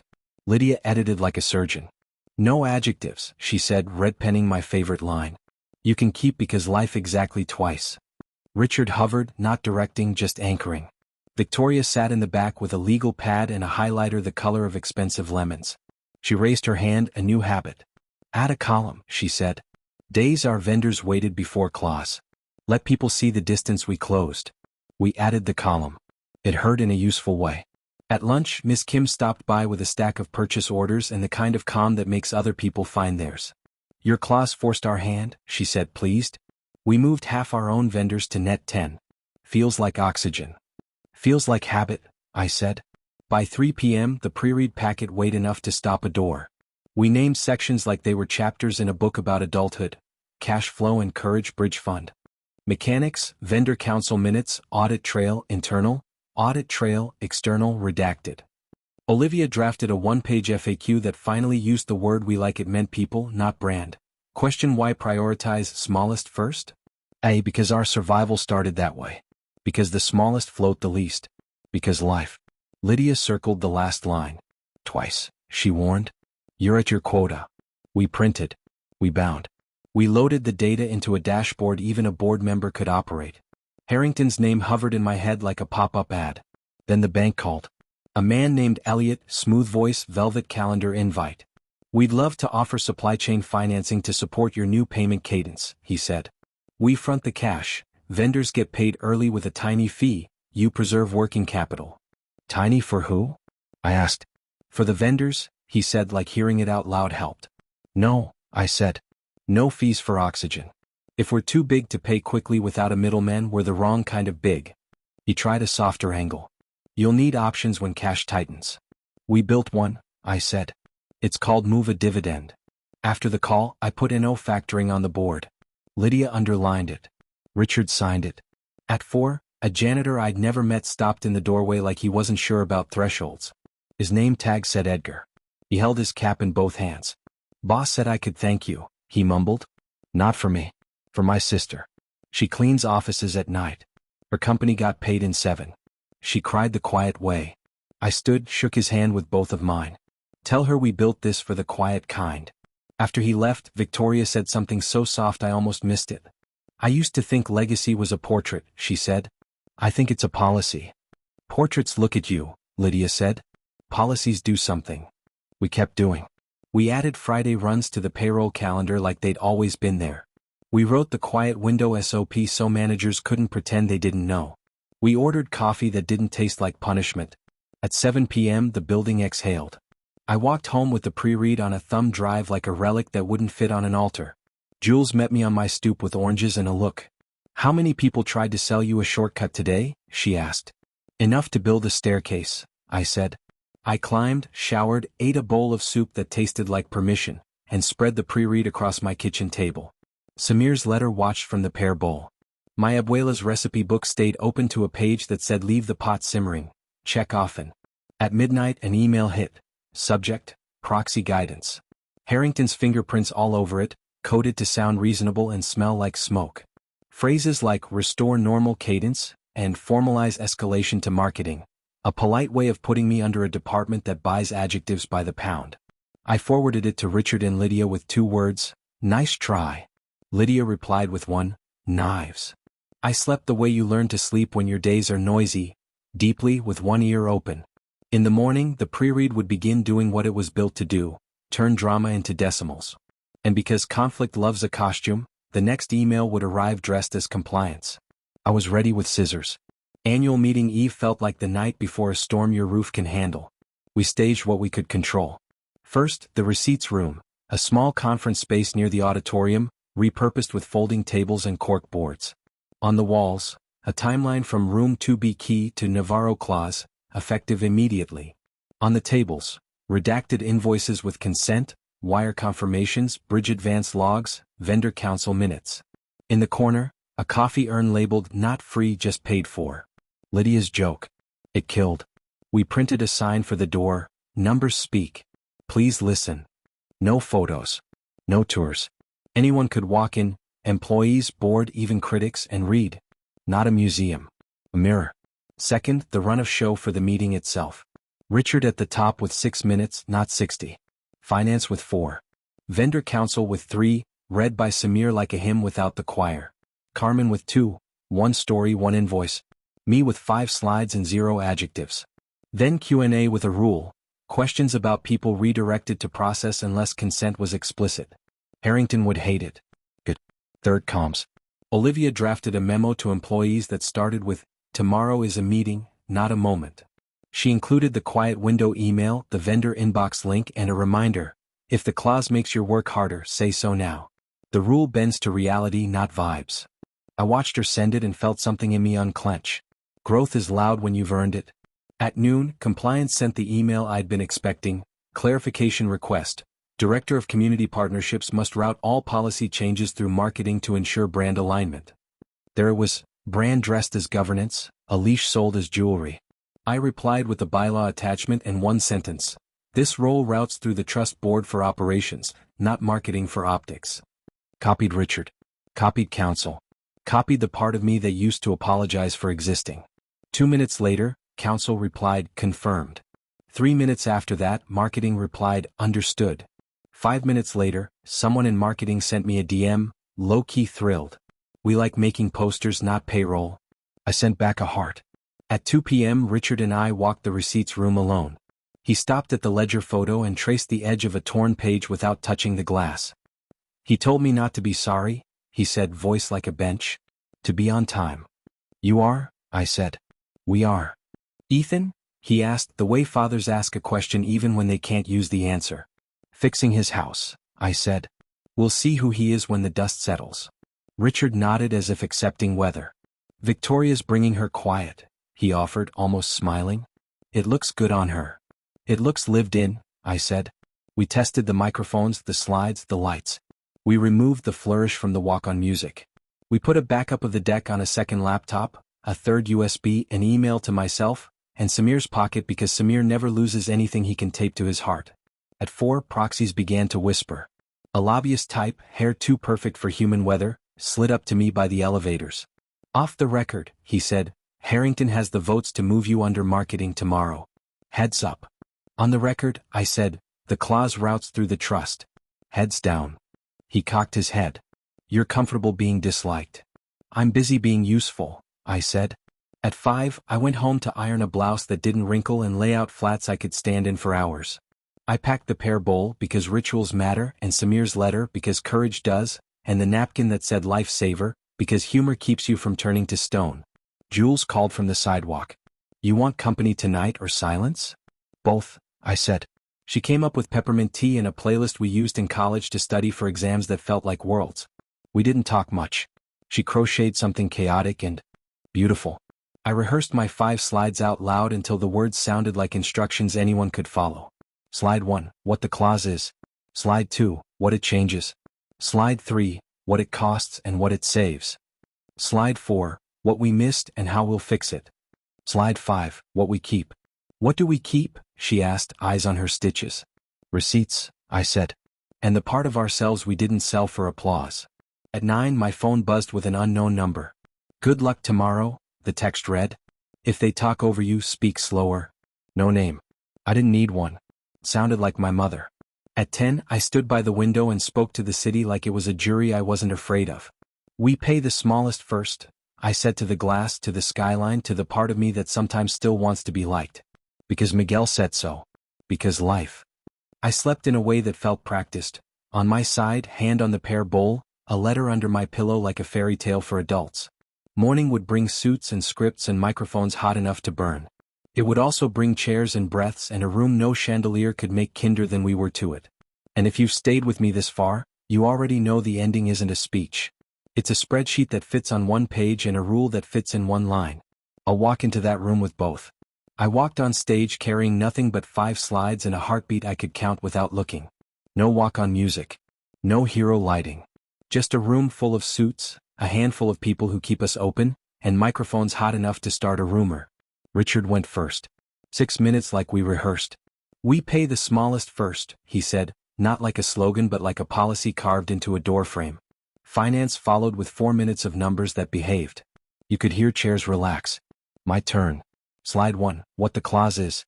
7-day pay for invoices under 5,000. Bridge advances within 72 hours.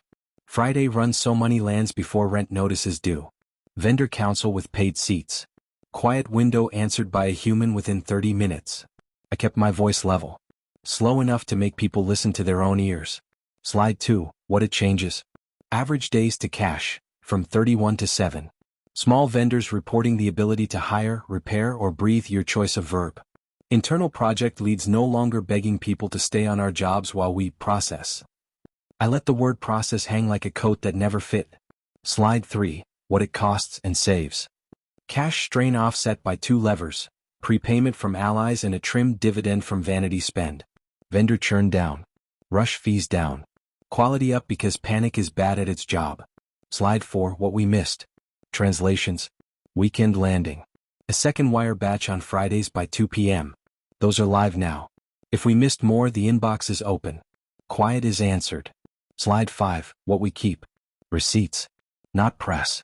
90 days after execution, we'll publish an audited report, consent-led, names only with a yes.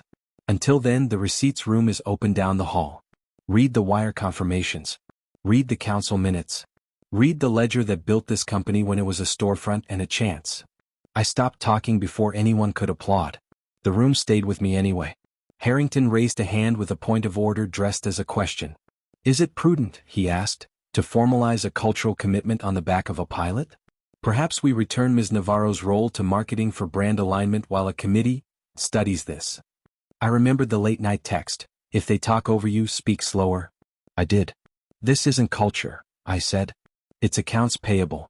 And the role routes to operations through the trust board, not to marketing for adjectives. A ripple, half amusement, half offense. Good. People awake hear better. He tried again. And what prevents abuse of bridge funds? Receipts, I said, clicking to an appendix slide. Timestamps, amounts, reconciliations, a redacted note that simply read, oven repair. Friday wedding orders saved. If people game us, it shows up in the paper. It hasn't. Samir stepped to a floor mic in the aisle, lanyard crooked, presence crisp. Vendor counsel on the record, he said. If Collins slips, we will say so in writing. If Collins holds, we will say so louder. 7 days keeps the lights on. The clause is not charity. It is a bill paid on time. Carmen followed, 2 minutes like a prayer that doesn't need a church. The AC works, she said. Kids did math without sweat. 3 moms kept after-school shifts because someone fixed a wire and paid a bill. That's the whole story. From the back, a small thing. Olivia, hair pulled back, holding a stack of pre-reads, not a phone. She handed them down the row like communion. People took one. People read. Then something I didn't plan, Victoria stood. No flourish. No gown. Just a woman with a legal pad and a throat that decided to tell the truth. I used to think legacy was a portrait, she said. It's a policy. We are keeping the clause. You could feel the room do the math on whom Victoria tends to stand beside. Today it was us. Mattered. Q&A. A pension fund asked about working capital. Finance answered with graphs. I answered with Friday run and vendor churn. A shareholder tried for what about fairness? Why pay the small before the big? Richard took that one. Because the small float less, he said. Because we started there. Because, he glanced at me, borrowed my line, life. Harrington moved a motion to reassign my role under marketing. Council read the bylaw amendment. Out of order, he ruled, voice neutral as a scale. Operational routing belongs to the trust board. So Harrington went for the cameras. Final question, he said, performing a smile. Ms. Navarro, do you really believe a clause can change a company? I thought of room 2B, of a napkin receipt, of Miss Kim's father leaving food by the door so his kids wouldn't smell dinner skipping him. No, I said. People do. Clauses keep them honest. Silence the good kind. Then a hand went up in the cheap seats. Edgar, the janitor who thanked me in the doorway yesterday. He didn't have a vote. He had a voice. 7 days is dignity, he said. Thanks. We took the vote that mattered. Ratify the clause as standing policy. Retain independent seats with vote on operations affecting compliance. Tie executive bonuses to adherence. And the ayes had it like a room deciding to grow up. Harrington didn't clap. He counted. We adjourned to the receipts room. People filed past invoices like a museum that worked for a living. At the end of the table sat a black and white photo of a storefront and a key tagged room 2B. Lydia had placed the tag under glass with a line that read, "Return when you own something worth returning to." I watched Harrington stop at the key. He didn't touch the glass. He didn't have to. The reflection on it showed his face, mine, and a room full of people who finally preferred paper to myth. The meeting ended without a headline. It ended with a spreadsheet that fit on one page, a rule that fit on one line, and a line of people signing up for the next vendor council like a waiting list for oxygen. On my way out, Richard handed me a slim envelope. "Open later," he said. "Another IOU?" I joked. "No," he said. "Something we keep." I tucked it into the pear bowl in my bag and walked into air that felt like 7 days or less. After the meeting, the building hummed at a new frequency. Less perform, more do. The trust board moved to a small room with bad chairs and better ideas. We approved 3 bridge advances, 2 Friday run batches, and 1 HVAC maintenance contract negotiated down by a volunteer uncle who knows Freon like scripture. Receipts printed. Pens ran out of ink. Good problems. I finally opened Richard's envelope in the quiet of an empty conference room. Inside, a photocopy of the napkin receipt Miguel wrote for Samir the day of the dent. Under the numbers, a line in my grandfather's careful English, "You may use my good name until you earn your own." On the back, Richard had written, "We're earning." I felt it in my sternum like a chord. Not an ending. A key. On my desk, a note from Olivia, 3 bullet points, no hashtags. Laptop shipments received, Aurora, Carmen's. Translation hotline staffed, Spanish, Vietnamese, Mandarin ASL. Guidelines drafted. No person as content without consent. At the bottom, small, "Thanks for not giving up on my learning curve." I wrote back, "Thanks for climbing it without filming." Ethan texted, then knocked. Same message both times, "I'm here." He stood in the doorway, hands empty, eyes not trying to be right. "I sat in the back," he said. I listened. I didn't like parts. I didn't hate the whole. "That's called growth," I said. "It takes longer than a meeting." He nodded. "I signed up to sit in on vendor council as a non-voting observer. And I asked my therapist why I thought your voice was a prop." He laughed first, then charged me. Both were deserved. We stood there, 2 people not rehearsing. "We're not together," I said, naming the thing instead of tugging at it. "I know," he said. "But I can still show up on Fridays with a dolly." "Then do," I said. "Because life." He smiled, for real this time, and left like a man choosing stairs over an elevator because he needs the work. I walked to the receipts room one more time. The key under glass caught the late light and threw it back in squares. Miss Kim's father's first invoice, framed now with his consent, hung beside it. A kid from Carmen's, hoodie 2 sizes too big, peered at the photos like he was studying for a test he wanted to pass for fun. "What is that?" he asked, pointing at the room 2B tag. "A promise," I said. He nodded, solemn. "Cool." On my way out, I ran into Victoria in the corridor. No perfume cloud. No camera. Just a woman with a checkbook and a calculator app open. "I canceled the floral subscription," she said. "I'm funding the translation hotline for the year. Also, I wrote a letter to Miss Kim's father that doesn't mention arrangements or donors. It mentions work." "Good letter," I said. "I also told Harrington he's welcome to resign," she added, almost cheerful. "Privately. No press." "Receipts?" I asked, grinning. "Always," she said, and drifted down the hall like a person who finally trusted her own quiet. By late afternoon, the vendor inbox had 3 new messages that weren't emergencies, just questions about how to plan better now that planning was a thing. I answered each with a timeline, a name, and a phone number that rings on a human desk. The kind of admin that keeps courage from turning into chaos. At dusk, I walked to Carmen's with a bag of hoodies because abundance is a habit too. The AC hummed the key of relief. In the lab, Diego built a spreadsheet that auto-calculates bridge advances. In the multipurpose room, Yolanda taught a parent how to read a school form without getting defeated by the boxes. Before I left, Carmen pressed a sticky note into my hand. Wishlist revised, it read. It had 3 items: shelf brackets, outlet covers, patience. I laughed all the way to the hardware store, bought the brackets and covers, put patience on the calendar for Friday. Back home, the altar on my counter looked busy: pear bowl, napkin, letter, ledger, photocopy. I added one more thing: the annual meeting badge that said Sofia Navarro, director, and under it I wrote in Sharpie, on time. My phone buzzed. A reporter again. "One line for our piece?" she asked. Something quotable. I looked at the altar, then out the window at a city that would always be louder than me if I let it. "Put this," I said. "We pay the smallest first. Bring your receipts." I hung up and let the quiet return like a paycheck hitting at 9 a.m. on a Friday. Here's what we kept. A rule you can say in one breath, a room where paper is holy, a habit that makes the smallest sooner. Here's what we let go: apologies without invoices, jokes that require someone to disappear, rooms that love chandeliers more than chairs. There's more to do. There are always more Fridays. But tonight, the ledger in my chest balanced in a way I'd been chasing since a lemon tart tried to turn me into content. I didn't come here to be anybody's punchline. I came here to be on time. And tomorrow morning, when the vendor inbox pings before my coffee finishes dripping, I'll answer it with the calm of a person who finally knows the script. We see you. We'll pay you. Here's when. And if you're still with me, we've got 10 chapters left and a few ghosts to settle. One of them lives in a storefront photo, another in a bylaw that thinks it's immortal, and one more in the part of me that always wanted to be liked before I wanted to be useful. Those ghosts don't stand a chance against 7 days and a receipt. 2 days after the annual meeting, Lydia slid a post-it onto my desk with 3 words and an address: Room 2B. Today. The old block looked smaller in daylight, like a memory that finally let you look it in the eye. The storefront, the first Collins Hardware, still wore its hand-painted sign in faded script. Next door, a bakery smelled like childhood disguising itself as bread. Above the shop, a window with a crooked blind. Room 2B. A woman in her 70s waited on the stoop, cardigan neat, eyes alert. "You must be Sophia," she said. "I'm Miriam Klein. My father owned this building when your grandfather convinced him not to evict a kid named Richard." She held a tin box like a secret.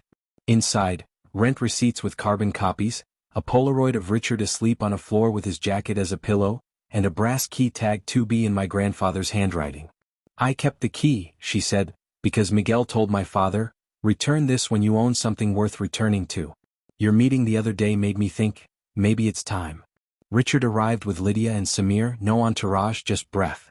He took off his hat the way men do in rooms that matter. Miriam set the key on his palm. He didn't cry.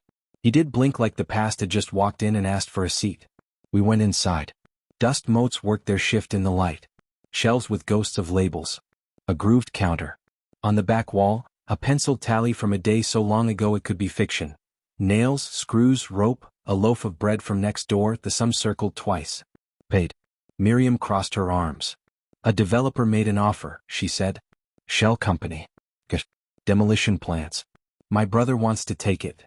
She looked at me, not at Richard. "I don't." Samir ran a thumb along the counter like reading Braille.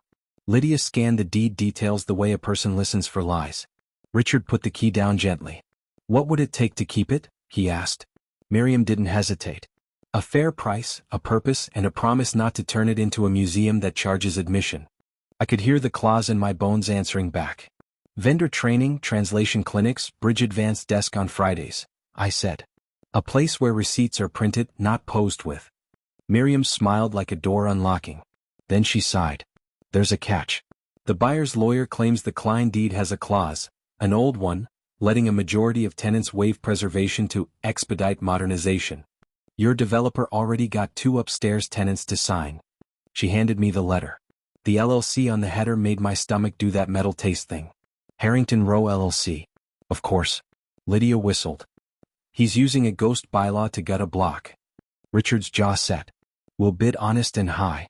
If we lose, we'll be in court before the dust settles." Miriam tapped the key. "Bid fast. My brother's patience is short."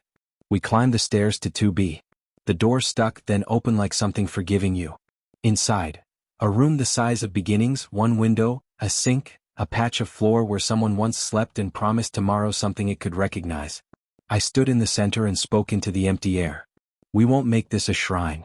We'll make it a shop for habits. On the way out, Miriam pulled me aside. Your grandfather once told my father, don't be sorry. Be on time. The offer from Harrington's people expires in 72 hours. Receipts are clocks. I heard the tick. Back on the sidewalk, Richard exhaled. We can write the check, he said. But there's a bylaw, Section 8.4b, an emergency liquidity clause, the old board buried like a tripwire. Harrington will try to trigger it to freeze major purchases. Then we beat him on 2 fields, Lydia said. Cash we can show and a community he can't. Samir grinned like a man who loves homework. Let's bring the neighborhood. We planned it on the hood of a car like teenagers. Tomorrow, 5 p.m., we'd hold a return the key gathering, no speeches, just signatures. Neighbors pledging to sell us goods, rent us space, buy from our vendors, vendors pledging discounts, clients pledging prepay, the trust pledging to keep 2B open to anyone with a receipt and a need. Purpose, price, promise. My phone buzzed. Olivia. I can get 3 local tenants here tomorrow. And I made flyers that don't look like press. Just times and a map. Good, I typed. Bring tape and a stapler. We're not losing a room to a clause that thinks it's immortal. As we broke, Miriam pressed the key into my hand. Hold it tonight, she said. So you remember what you're buying. It was heavy. The good kind. By dusk, we had an offer drafted, a budget moved, a vendor roster ready, a spreadsheet that would make a banker blush, and a clock in my chest that refused to slow. At midnight, a text from an unknown number arrived like a dare. You can't outspend a machine. I replied with a photo of the key in my palm. We can outlast one. And if you think ghosts only haunt houses, you've never met a bylaw with a streak of arrogance. Tomorrow we'd see whose clause held. At 8:07 a.m., the bank's letter dropped. Polite font, lethal subtext. Given recent changes in payables cadence, we request a call to discuss liquidity and covenant headroom. Translation. Someone had whispered run into a lender's ear. By 8:10, Lydia had the CFO in a chair and Miss Kim on speaker. We're fine, finance said. But if the bank squeezes, Q3 gets tight. Then we show the bank the plan, Miss Kim said. And we bring friends. We mapped cash like a search grid. Receipts reserve, a buffer funded by cutting executive travel, pausing the floral ballet in the lobby Victoria already had, clawing back and used marketing slush and Richard's call, shaving the dividend again.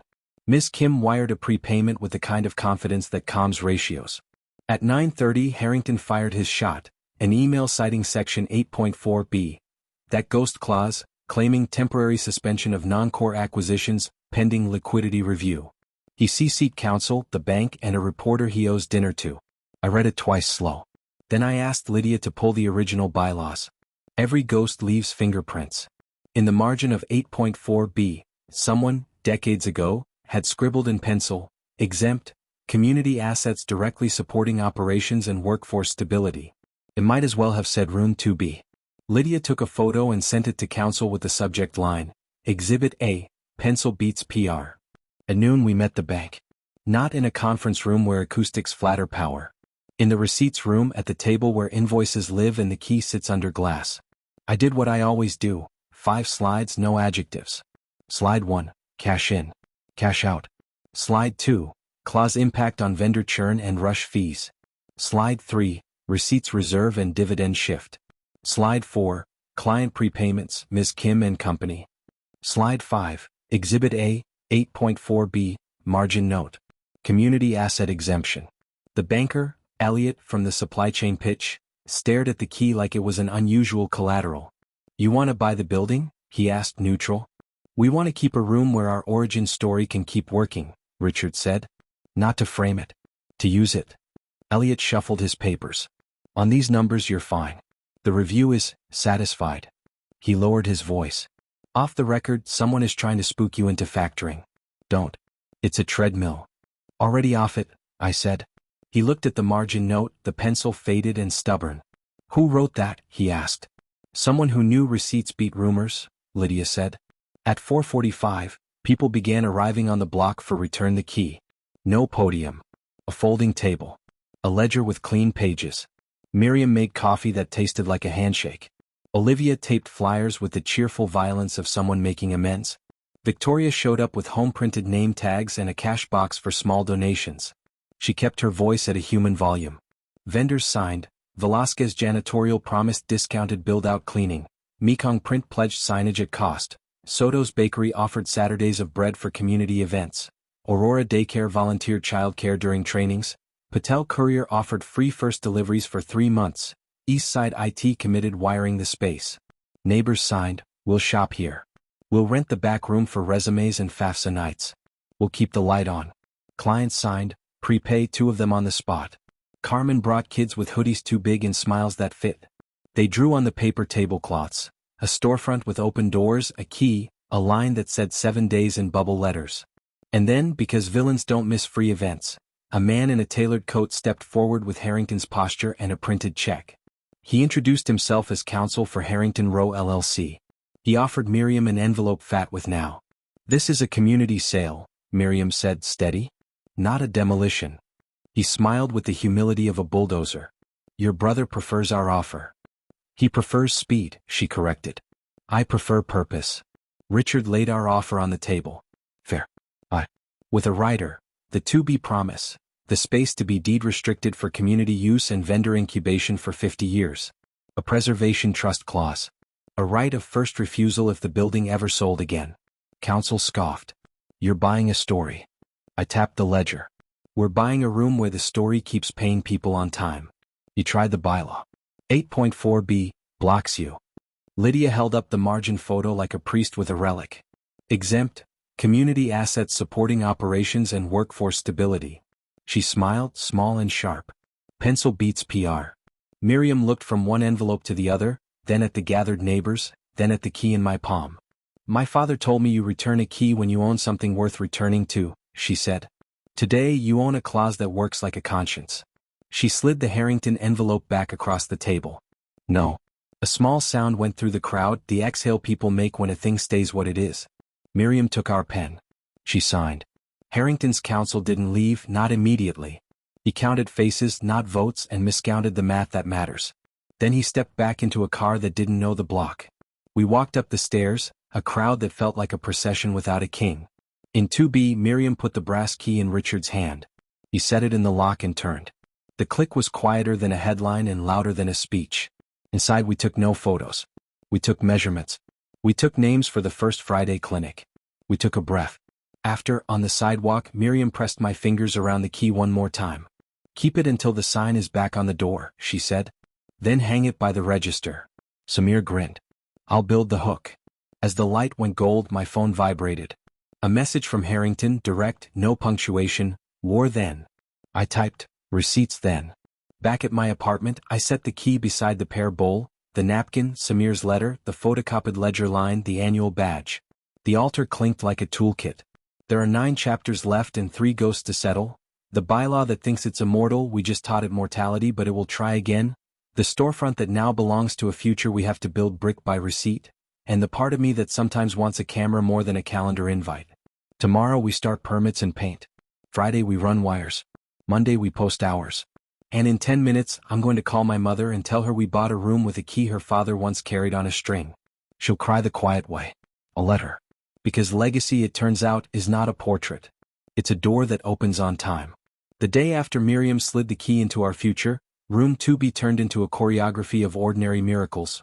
Drop cloths that didn't argue, extension cords that behaved, volunteers who showed up with coffee that tasted like optimism. We posted a paper sign on the door, block letters, no logo. 2B, Vendor Fridays, Translation Clinic, Bridge Desk open soon.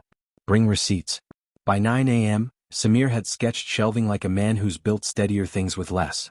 Diego mapped outlets and data runs, muttering sweet nothings to a stud finder. Soto's nephews carried in a banquet table that had attended 3 quinceañeras and was ready for a career change. Olivia took photos only of paperwork, permits on clipboards, delivery slips, a handwritten schedule. No faces. No posing. Just proof. At 10:12, the first ghost arrived wearing a city badge and a frown polished by repetition. Clipboard, steel-toe boots, the posture of a person who's met 1,000 shortcuts. Anonymous complaint, she said neutral. Work without permits. Possible code violations. I smiled with all my molars and none of my pride. We filed at 8. I said, handing over the stamped application, the receipt, the email confirming fee payment, and a photo of Diego laughing next to a locked breaker.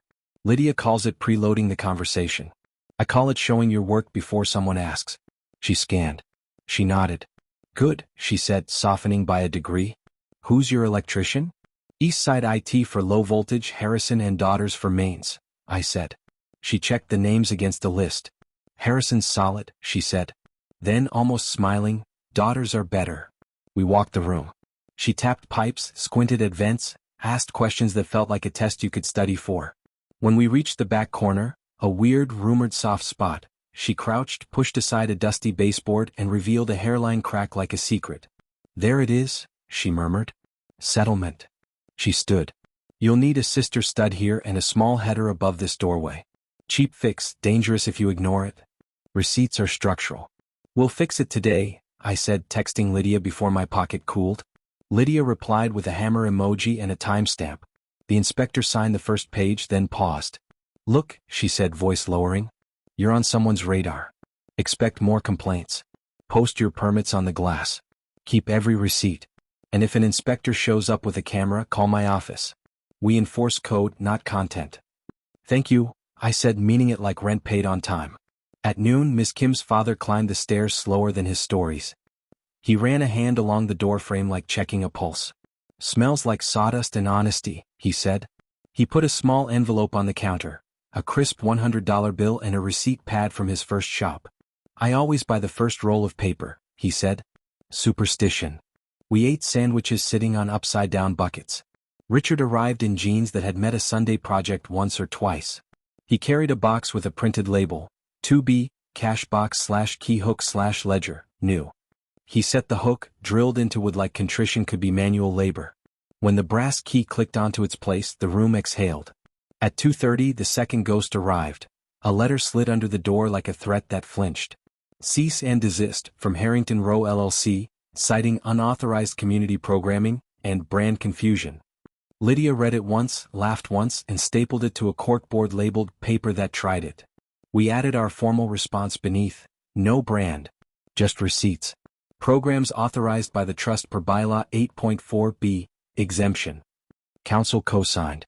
By 3:15 the sister stud was in, the header braced, the crack convinced. The inspector returned, checked the work, signed with a flourish that felt like a little ceremony. You're on time, she said. And you didn't argue about the crack. My grandfather used to say the same two sentences, I said. Different crack. She almost smiled. Open soft tomorrow, she suggested. One table. One service. Don't announce it. Just do it. We took the note like gospel. I wrote it on the whiteboard in block letters. Soft open. Friday clinic and O ribbon. Under it Lydia wrote, because life. That made the quota for the day. By late afternoon the walls were the color of second chances, eggshell. We bought extra for scuffs. The floors swept, the hook holding. We taped up a 6-line menu. Vendor bridge desk, text in 72 hours. Translation clinic, ES/6/ZH/ASL.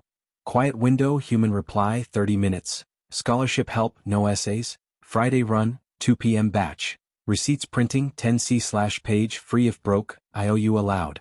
Ethan showed up at 5 with a dolly and the face of a person rehearsing a good choice.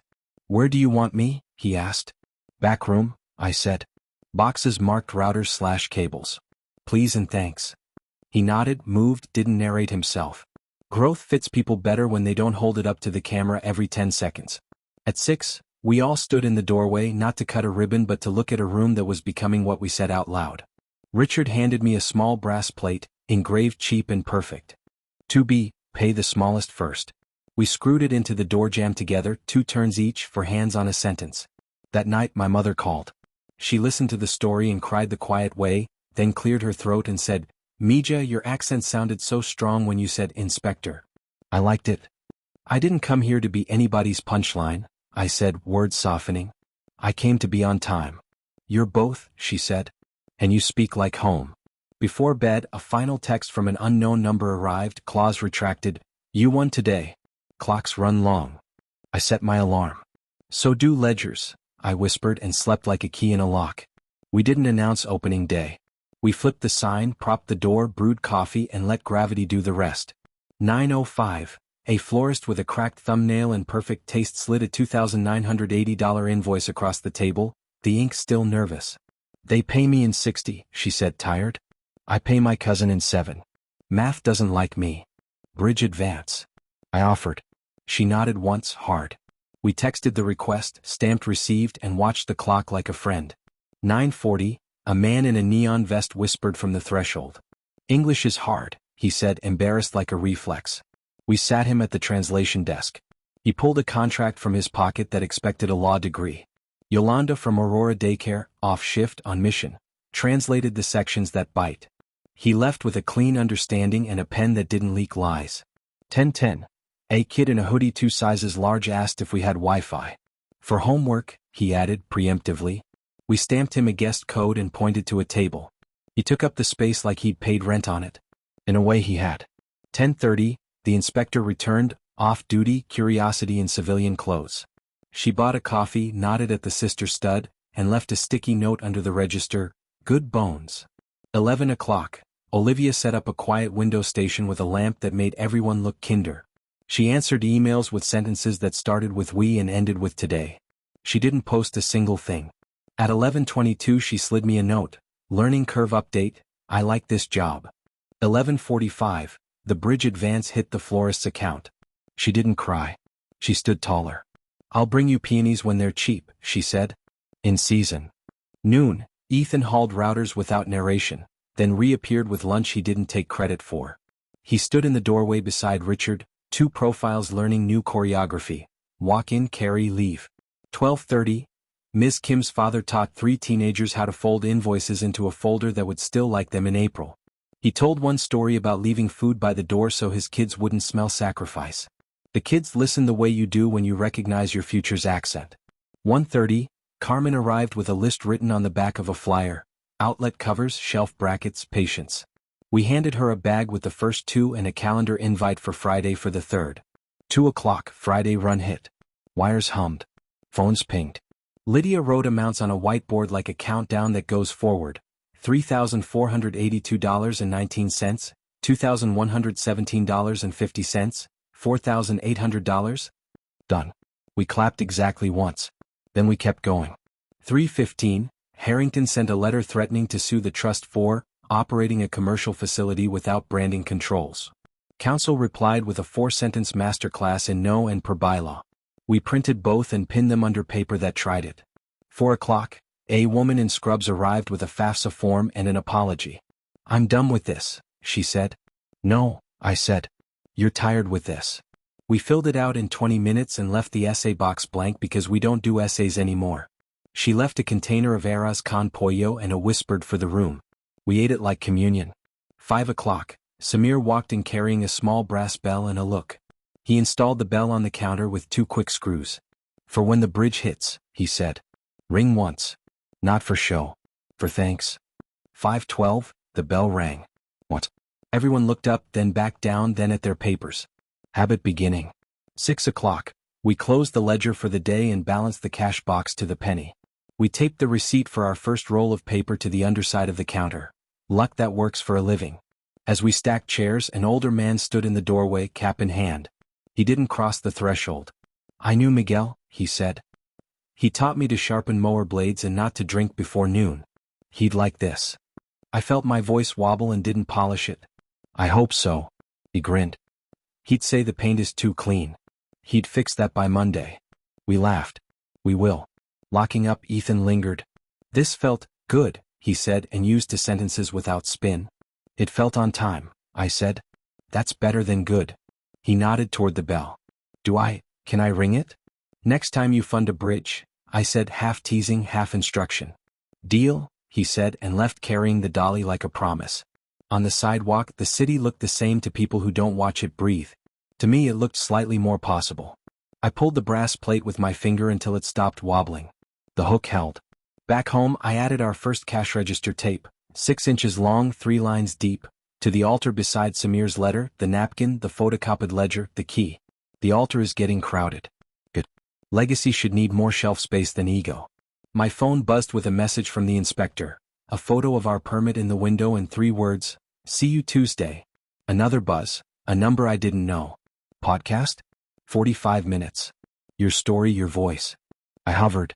The part of me that likes microphones knocked. Then I looked at tomorrow's schedule. Vendor council at 9, translation clinic at 10, bridge desk at 11, permit recheck at noon, scholarship walk-ins all afternoon. I typed. Not yet. 90 days. With audited receipts. I set the phone face down and the key face up. The bell still echoed in my head like a heartbeat that learned punctuality. No ribbon. No press. Just a door that opens on time and a rule small enough to fit on brass. And because a YouTube story needs fuel to keep you here, I'll say this much. Harrington's next move won't be a letter. It'll be a person. He's going to send someone who speaks fluent doubt. I got a counter.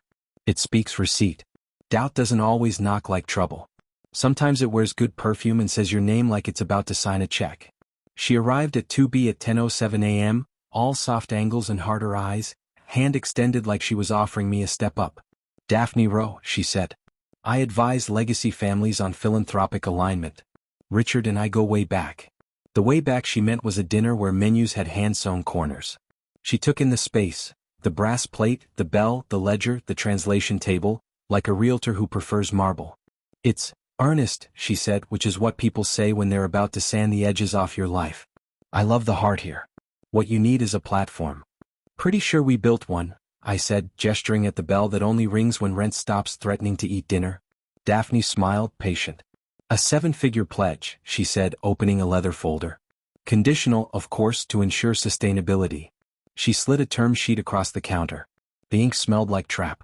Conditions: rebrand Navarro Clause to the Rowe response, for donor clarity. House the role of director me, under marketing for message discipline. Convert Net 7 to a pilot subject to quarterly optics review. Content rights, full access to 2B vendors on camera, accent forward campaign. Press event next week. Ribbon. Speeches. A documentary crew already penciled. My hand didn't shake. My blood remembered lemon tart and the laugh that tried to make me small. No, I said like a door that learned gym class. To all of it. She laughed lightly like I'd mispronounced ambition. You don't have to decide alone. These moments can be emotional. Then it's good we have receipts, I said, sliding our pre-read packet across to her. Numbers, not accents. She tapped the packet with a manicured nail. Ms. Navarro, narrative is capital. You, a pause, a glance at my mouth like she could see the vowel she wanted to buy. You are compelling. Don't mistake quiet for strategy. I leaned on the counter the way my abuelo did when a supplier tried to sell him cheap belts. Quiet is proof, I said. And our donors will be people who don't want their names louder than the bell. Richard stepped in from the back like he'd been listening at the door and decided to join the living. Daphne, he said, friendly as a ceasefire. We're grateful for your visit. The clause and 2B aren't for sale. If you want to support, wire funds unrestricted to the trust. Or don't. We'll keep paying the smallest first either way. Daphne's smile held. Her eyes didn't. You're being short-sighted. I'm being on time, I said. She tried one more angle. Pity, the kind that uses your past like leverage. Sophia, you could be the face of this. The voice. It's rare to get invited to your own story. I'm not invited, I said. I'm employed. The story belongs to the people whose invoices stop aging in place.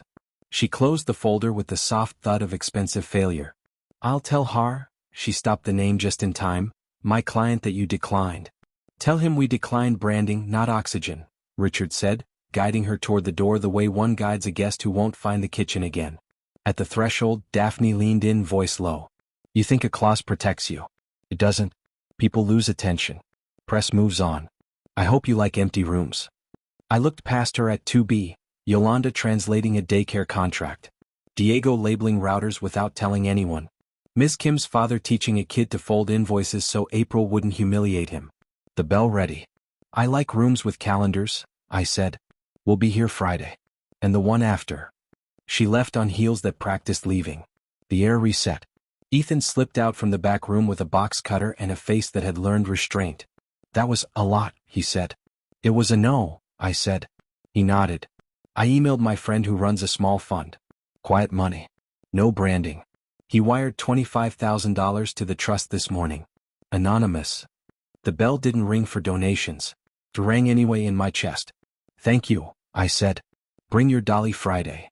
He smiled, not asking to be told he'd done good. Progress isn't loud when it's real. At 3 p.m., the outside auditors arrived for the 90-day plan kickoff. Priya Nair led them, braid, clear eyes, zero tolerance for fluff. She set her laptop down next to our ledger like the two were cousins. Full access, she asked. Receipts room, vendor council minutes, wire logs, bridge desk, I said. Names redacted where consent isn't given. Good, she said. We audit for outcomes, not optics. I liked her immediately. Daphne would hate her. The day ended the way days end when you've told the truth and lived to do it again. Tired, steady, hungry in a way soup fixes. I texted Jules, no to branding, yes to beans and rice? She replied with a pot and a heart. Before I locked up, I slid Daphne's term sheet onto our corkboard under paper that tried it. I wrote across it in Sharpie, no is a receipt. I flipped the sign to closed and let the room rest. If you want to know whether your rule works, invite someone who doesn't love you to count. Priya's team moved through our systems like a river. No rushing, no detours, wearing down stones with patient insistence. Day 1, controls. They mapped the bridge advance process from text to wire to reconciliation, hunting for soft spots where a clever liar could breathe. We had some.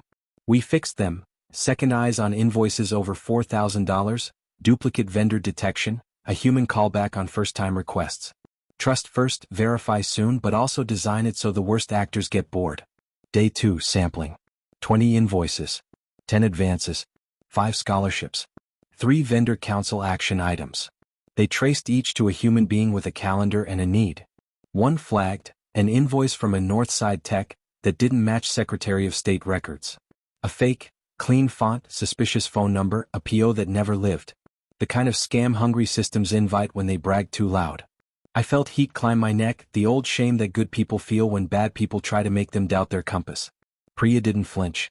Catches are evidence your net is up, she said. Not that you shouldn't fish. We froze the application, notified the address, documented the attempt, and added a rule. First-time vendors require a micro-deposit verification before advances. 18 cents hit a test account. No reply. The fraudster left like a raccoon when the lid won't open. Day 3, quiet window. Priya sat with Olivia for 2 hours, reading emails, timing replies, checking tone and outcomes. You answer like humans, she said. Keep doing that. But add a case number to each thread so managers can't pretend they didn't see. We added it by lunch. Olivia color-coded it by dinner. Day 4, receipts room integrity. Priya cross-checked the underglass documents against the general ledger. She asked Lydia 3 questions that would terrify a less honest person. Lydia answered with dates, amounts, and a joke about printers that hate Tuesdays. Priya smiled with her eyes before her mouth. At 2B, the bell kept time. Bridge advances landed. A 12-year-old tutored a 9-year-old on fractions and charged him 1 gummy bear per answer. Miss Kim's father swapped out a wobbly shelf bracket, muttering about men who think gravity negotiates. Harrington didn't disappear. He adapted. He sent a whisper, an anonymous tip to the auditors alleging we'd advanced funds to a relative of mine. Priya brought it to me plain. We treat all tips like they matter, she said. Good, I said, because they do. We traced the alleged relative, Navarro Landscaping, to a different Navarro 20 minutes away, 3rd generation, no relation, invoice for a one-time snow removal during a freak spring storm, back when Collins used to stiff the smallest. Paid in net 7 under the clause. The owner's wife sent us a photo of the receipt taped to their fridge. Priya photographed it for the file. Tip closed, she said. With a refrigerator. At 4 p.m., Ethan appeared at 2B with a beat-up donations jar labeled "Because Life," in marker that had lost a fight. He put it under the counter, not on top. Anonymous, he said. No names, no plaques. If someone insists on a receipt, we print one. If not, we ring the bell once when it crosses a bridge. At 5:12 it crossed one. He looked at me. I nodded. He rang. What? Later, as I walked Priya to the elevator, she said, audits don't fix character. They measure it. Your systems are young but honest. Keep them boring. Boring is the goal, I said. We'll save the drama for our soap operas. She laughed. 90 days. I'll send the draft report with findings and a punch list. You'll hate 2 of the suggestions. You'll implement them anyway. In the silence after, the building listened to itself. Richard had a cold he refused to dignify. Lydia finally let a junior staffer run a meeting and sat on her hands to learn delegation. Olivia sent me a 3-line email that felt like a sky clearing. Rewrote our social playbook. Consent, context, community. Deleted the folder named Content Ideas. She attached the old folder to paper that tried it with a smiley face that had learned to be less performative. At home, I opened the pear bowl and found the envelope Richard gave me after the annual meeting. Inside, a small index card, yellowed. On it, Miguel's handwriting in all caps. Don't be sorry. Be on time. Under it, in different ink, smaller, if you're late, bring receipts. I put the card on the altar, which is no longer an altar. It's a tool tray. My phone buzzed. Daphne, the pledge is off the table. Good luck with your earnestness. I typed back, we're funded by Friday. Good luck with your cameras. Then another text from a number I didn't know. I saw the Bell video. Was kidding. There is no Bell video. Keep it that way. I smiled. People are learning our language. Before sleep, I wrote a list called Boring Wins and stuck it to the fridge. Case numbers added. Micro deposit verification for first-time advances. Friday run on calendar invites company-wide. Receipts room staffed by someone who likes paper. No factoring. No branding. No ribbon. Tomorrow we start painting the facade and filing the zoning paperwork to protect 2B from the next LLC that thinks a block is a chessboard. Harrington will send a new move, maybe a neighbor complaint about parking, maybe a city council whisper, but we'll show up with calendars and receipts. Doubt showed up in a nice suit. Audit showed up with a braid and a laptop. Both left with less power than they arrived. And because you've stayed this long and your attention is a currency I don't spend lightly, here's your hook. In 48 hours, the person who taught Richard his first lesson about dignity is going to walk into 2B with a request that scares me more than litigation. It's not money. It's a microphone. And I have 90 days worth of reasons to say not yet, and one very good reason to say now. 2 days later, the person who taught Richard his first lesson about dignity walked into 2B carrying a metal clipboard like it was a flag. Samir set it on the counter, tapped it twice and said, I need a microphone. Every muscle in me remembered our rule, receipts, not press. For what? I asked, already bracing to say not yet. City Hall, he said. Zoning Committee. Harrington's people are pushing a flexible redevelopment overlay for this corridor. If it passes, 2B becomes a suggestion. They meet tomorrow at 2. 3 minutes per speaker. We need to put numbers in the room. A microphone I could justify. Not a ribbon. Not a spotlight. A civic 3-minute timer that doesn't care how charming you are. I still felt my palms sweat. Microphones turn people into quotes. Richard arrived mid-conversation, reading my face like a map. We'll go, he said. But we go with rules. We built mic rules on the back of a delivery slip. 3 sentences and a number. Who you are. What you need. What it returns. One number that matters. No adjectives unless they're attached to an invoice. Vendors first, then employers, then us. No filming from our side. If others film, we don't perform. If you tell a story, bring a receipt. Samir grinned. I'll open. I'll close if we need a hammer. We practiced in the aisle between the translation table and the bell. Diego wrote his number on his palm, 7. Yolanda rehearsed her line about kids and weekend wires. Carmen timed herself until her 2 minutes punched harder than speeches I've heard with orchestras behind them. Miss Kim's father refused the mic. I've said enough to microphones in my life, but he typed a sentence for me to read. The ledger teaches Cash the difference between a promise and a habit. At 1:30 the next day, we walked into City Hall with a folder full of receipts and a bell we left on the counter, because some things don't belong at microphones. The zoning committee dais looked like every dais. Wood that thinks it's older than it is, nameplates that try to make people look permanent. The room smelled like ink and waiting. A lobbyist in a very confident tie presented the overlay. Words like activation and density and modernization tried to sell the idea that you can replace a block's memory with glass. He slipped flexibility in there the way a pickpocket slips a hand into a bag. Public comment opened. Time lights, green, yellow, red. 3 minutes. Samir went first. Samir Patel, small business owner, vendor to Collins for 24 years, he said, voice steady like a plumb line. We have a rule now, 7 days to cash for the smallest. It turned 3 late fees into none last month. The overlay invites churn. Number 7. That's the difference between hiring my nephew and putting him back on my couch. Carmen, our center's AC works because someone paid a bill in time. The overlay replaces rooms where people learn to breathe with windows they can't afford to look through from the inside. Number 3. That's 3 moms who kept shifts this week because the light bill didn't bark. Diego, I keep servers alive on weekends so rich people can post about hustle. 7 days let me hire help. Number 1. One cousin off my couch. A developer in a good suit. We respect community concerns. But progress. Richard, progress pays its bills. Number 90. That's the day our independent audit lands. We'll bring you outcomes then. Today's ask is simple. Don't pre-clear demolition while a block is learning to stand. A committee member tried to nudge us toward adjective land. This is very heartfelt, she said. But land use. Receipts, I said into the mic, slower than my nerves wanted. Sophia Navarro. Director of Community Partnerships, Collins and Company. We bought the 2B space with a deed restriction. Vendor incubation, translation clinics, bridge desk, 50 years. We've paid 27 small vendors in 7 days since launch. Rush fees down. Vendor churn down. Number 317.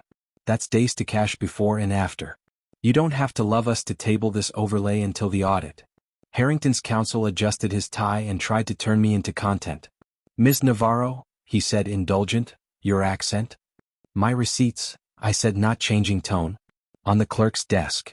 The room did a small, delicious thing, chose paper over theater. Victoria stood up from the back, no gown, no camera, just a citizen who now kept her voice under the speed limit. I'm Victoria Collins, she said. We were the family that forgot to say thank you in cash. We remember now. Number 14. That's our old net terms. We're embarrassed by it. Don't help anyone go back. The committee chair looked at the clock, then at the stack of letters, then at us. Motion to table the overlay pending audit and community impact review, she said. A second. A vote. Not applause. Just the sound a room makes when the bulldozer is told to idle. Outside, the steps felt like a stage without a show. A reporter held a mic and asked for one line. I gave the only one I like. We pay the smallest first, I said. Bring your receipts. She looked briefly disappointed and wrote it down anyway. Samir clapped me on the shoulder. See, he said. Sometimes the mic is a receipt with a speaker. Back at 2B we rang the bell once, quiet thanks, not victory. Then we got back to work because microphones don't fix invoices. Vendors do. And I'll tell you this. That night I slept for 6 hours and 40 minutes and dreamed of green lights that didn't turn yellow. By morning, our inbox held 3 new vendor applications and one request that scared me more than litigation. An invite to speak at Room 2B, Stories Night, the oral history series Miss Kim's father wanted to start. It wasn't money. It was a microphone with our own name on it. I wanted to say not yet. I also wanted to build a habit that outlives me. I said, let's write rules. We called it Stories with Proof and wrote the rules on a whiteboard where everyone could see them, even the part of me that still wants to hide when a mic walks in. Consent first. Names only if the person says yes. No cameras. Audio recorded with permission for the 2B archive, not the internet. 5 minutes then the receipt. Tell the story then show the paper, wire, invoice, letter, ledger line. Q&A is logistics, not therapy. How did you file? Where did you go? Who do I call? Bell rings once when someone's story ends in a paid bill or a solved problem. Miss Kim's father opened the night by placing his old receipt pad on the counter like a sacrament. He didn't take the mic. He nodded at me to read his line. I did. The ledger teaches cash the difference between a promise and a habit. He held up an invoice from 1989 with a paid stamp so faint the paper had to remember it for the ink. A woman I'd never met stepped up next. Nurse's scrubs, tired posture, eyes that refused to apologize. She told a 5-minute story about the night her car died on the freeway and she still made it to her shift because her cousin came and then skipped his own dinner. Then she lifted a bridge advance receipt for $420, the tow and the alternator. I paid him back on Friday, she said. Not because he asked. Because it fit in 7 days for once. Well, what? Diego told a story about a server crash on a Sunday and a manager who used to say we'll get you paid like a lullaby for adults. He showed a net 7 wire and a text where his cousin accepted a job. Well, what? Carmen told a story about AC and math without sweat. She showed a work order with a 0 balance. Well, what? Then Samir looked at me like a man handing a baton to someone who swore she didn't run. Your turn, he said gently. 5 minutes. Then the receipt. I wanted to say not yet so badly I could taste it. But the rules were on the wall. And if I kept hiding I'd teach the wrong habit. I took the mic. I told the lemon tart story without venom. I said the word accent without making it small or big, just true. I said room 2B key in Navarro Clause and receipts room like landmarks on a bus route anyone could ride. Then I held up my receipt. A photocopy of the napkin where my grandfather wrote, "You may use my good name until you earn your own." And the index card Richard had given me, "Don't be sorry. Be on time. If you're late, bring receipts." No bell for that one. We don't ring for memories. We ring for bills paid. From the back, a voice I knew too well and not well enough said, "May I?" Ethan stood with his hands empty and his mouth careful. We nodded. He told a short story about thinking love was a volume knob and learning it's a calendar. He held up a donation receipt, anonymous because anonymity is a muscle, and a vendor council sign-up. No bell. The room still breathed easier.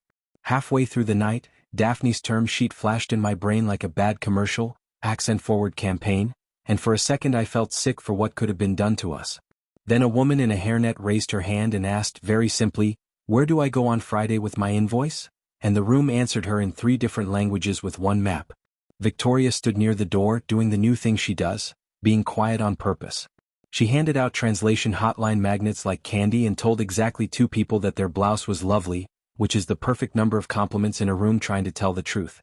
We closed the night with a kid from Carmen's reading his own receipt, a library card laminated that morning. He grinned like a small son. Well, what? The loudest quiet ring of the evening. When the chairs were stacked and the coffee urn sighed, Samir wiped the counter and said, "You were ready." "I was on time," I said, voice steady. He nodded at the rules on the wall. "Keep them. Especially the one about the bell. Bells don't need followers. Just hands." On my way out, my phone buzzed with a text from Priya. "Draft audit findings Monday. 2 recommendations you'll hate. Case numbers printed on vendor receipts. Randomized spot check calls. You'll implement anyway." I laughed. She knows me now. Another buzz, Harrington, or someone with his particular talent for menace. Nice little storytelling hour. Enjoy it. The market prefers charts. I typed back, "We have charts. And a calendar." Back home, I set a stories night program on the altar that isn't an altar. Tool tray. Whatever. The pear bowl held Samir's letter. The key from 2B caught the kitchen light and threw a neat rectangle onto the wall, the shape of a door that keeps remembering to open. "Here's your hook because I promise to keep you with me until the end. On Monday the audit will land and it will not be spotless. 2 red marks. One will be our fault. One will be our proof. And Richard? He's about to stand in a room without me and do the loudest quiet thing a man in his position can do. It won't ring the bell. But you'll hear it. The audit landed on a Monday like a clock you can't argue with." Priya slid the report across the table. No drama, just pages that tell the truth even when it's inconvenient. 2 red marks. Red mark 1, our fault. 8 early bridge advances from the first week were issued before the micro-deposit verification rule existed. The money went to real vendors, we'd since verified, but the paper didn't say so at the time. Fix. Retroactive confirmations, case numbers printed on every vendor receipt, sign off by a second human who isn't the one holding the coffee. Red mark 2, our proof. The quiet window missed the 30-minute reply SLA 4 times, all on the same Friday when a manager rerouted emails to help. He slowed them down. We moved his help out of the inbox and hired a part-time human who likes people. Priya's note in the margin, "Boring beats heroic." I signed the punch list. Lydia initialed like she was tattooing the page. Olivia printed the case numbers on receipts until the printer begged for mercy. We posted the red marks in the receipts room under a new heading, "What We Fix." That afternoon, Richard stepped into a room without me, the kind with a long table, water that tastes like furniture, and men who love the sound of their names. He carried a thin folder and a decision that didn't need a microphone. He told them he was amending the charter. The Navarro article, he called it. 3 lines. Executive bonuses and succession eligibility are permanently tied to compliance with the Navarro Clause. Net 7 for less than or equal to $5,000, Friday run, bridge advances, vendor council, quiet window. A golden share is granted to the community trust, with veto power over any policy that lengthens pay terms for small vendors or weakens the clause. Class B supervoting shares convert to ordinary shares effective immediately. No flourish. Just signatures. Harrington objected with words that sounded like a storm rehearsing. "You can't salt the earth with your conscience," he said. "You're handcuffing future leadership." Richard answered with a sentence I wish I'd heard from more men sooner. "I'm not handcuffing anyone," he said. "I'm taking off the cufflinks." He handed his pen to counsel. Counsel filed. Somewhere, a server time-stamped a promise into the bones of a company. When he came back to 2B, he didn't announce it. He hung his jacket on the hook, missed, tried again, human, and asked if the bell had rung. It had. Twice. A bakery and a plumber. I showed him the red marks posted under what we fix. He smiled like a man grateful that the truth still fits on paper. Good, he said. Let's deserve the article we wrote. That night, I walked home with the audit's punch list and a calm I didn't recognize at first. It was the feeling of a boat tied to a dock that actually holds. In my kitchen, I added the audit cover page to the tool tray. Under "Don't be sorry. Be on time," I wrote in small letters, "If you're late, bring receipts. If you're wrong, bring fixes." Outside, the city tried to sell itself as permanent. Inside, our rules signed the lease on staying. Tomorrow, we'd hang the original Collins Hardware sign back over the door, not as a throwback but as proof a name can learn to tell the truth out loud. The market might prefer charts. We brought charts. We also brought a calendar. We rehung the sign at noon with 4 drills, 6 hands, and 1 argument about the level that ended in laughter. Collins Hardware in hand-painted script, weathered but legible, with a small brass plate beneath that said what we actually do now. 2B, pay the smallest first. The inspector stopped by off-duty and wrote "finaled" in a neat block on our permit like a period that earned itself. Miriam brought a thermos of coffee and a story about rent receipts that smelled like carbon paper and relief. Miss Kim's father fixed a stubborn hinge with a tap that looked like a blessing. Carmen taped the translation hotline magnet to the inside of a cabinet because that's where the real tools live. At 1:58, Friday run hit. Phones buzzed. The bell rang. What? We didn't cheer. We nodded, the way you do when a promise keeps showing up. Ethan pushed a dolly through the doorway without announcing his own arc. He slid a plain envelope across the counter, no name, just because life in his handwriting, and said, "Bridget to the next person." He didn't stay for the ring. Victoria sat on a stool and labeled file folders for the archive. HVAC, scholarships, bridge, vendor council, paper that tried it, what we fix. She worked quietly the way ink does. When a kid from Carmen's asked where the bathroom was, she walked him there and waited outside, humming nothing fancy. Lydia brought a gavel made from scrap wood and refused to use it. "Receipts are the gavel," she said. She stamped paid on a stack of invoices with the concentration of a violinist. Olivia ran the quiet window, headset on, voice soft, answers firm. "We see you. We'll pay you.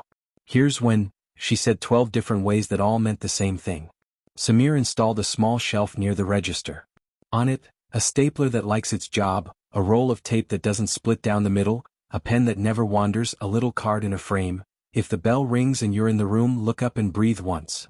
At 4:10, a woman in a courier jacket stuck her head in and asked if this was the place that pays people on Fridays even when the internet is mad at them. We said yes. She laughed like someone finally let go of a joke that wasn't funny.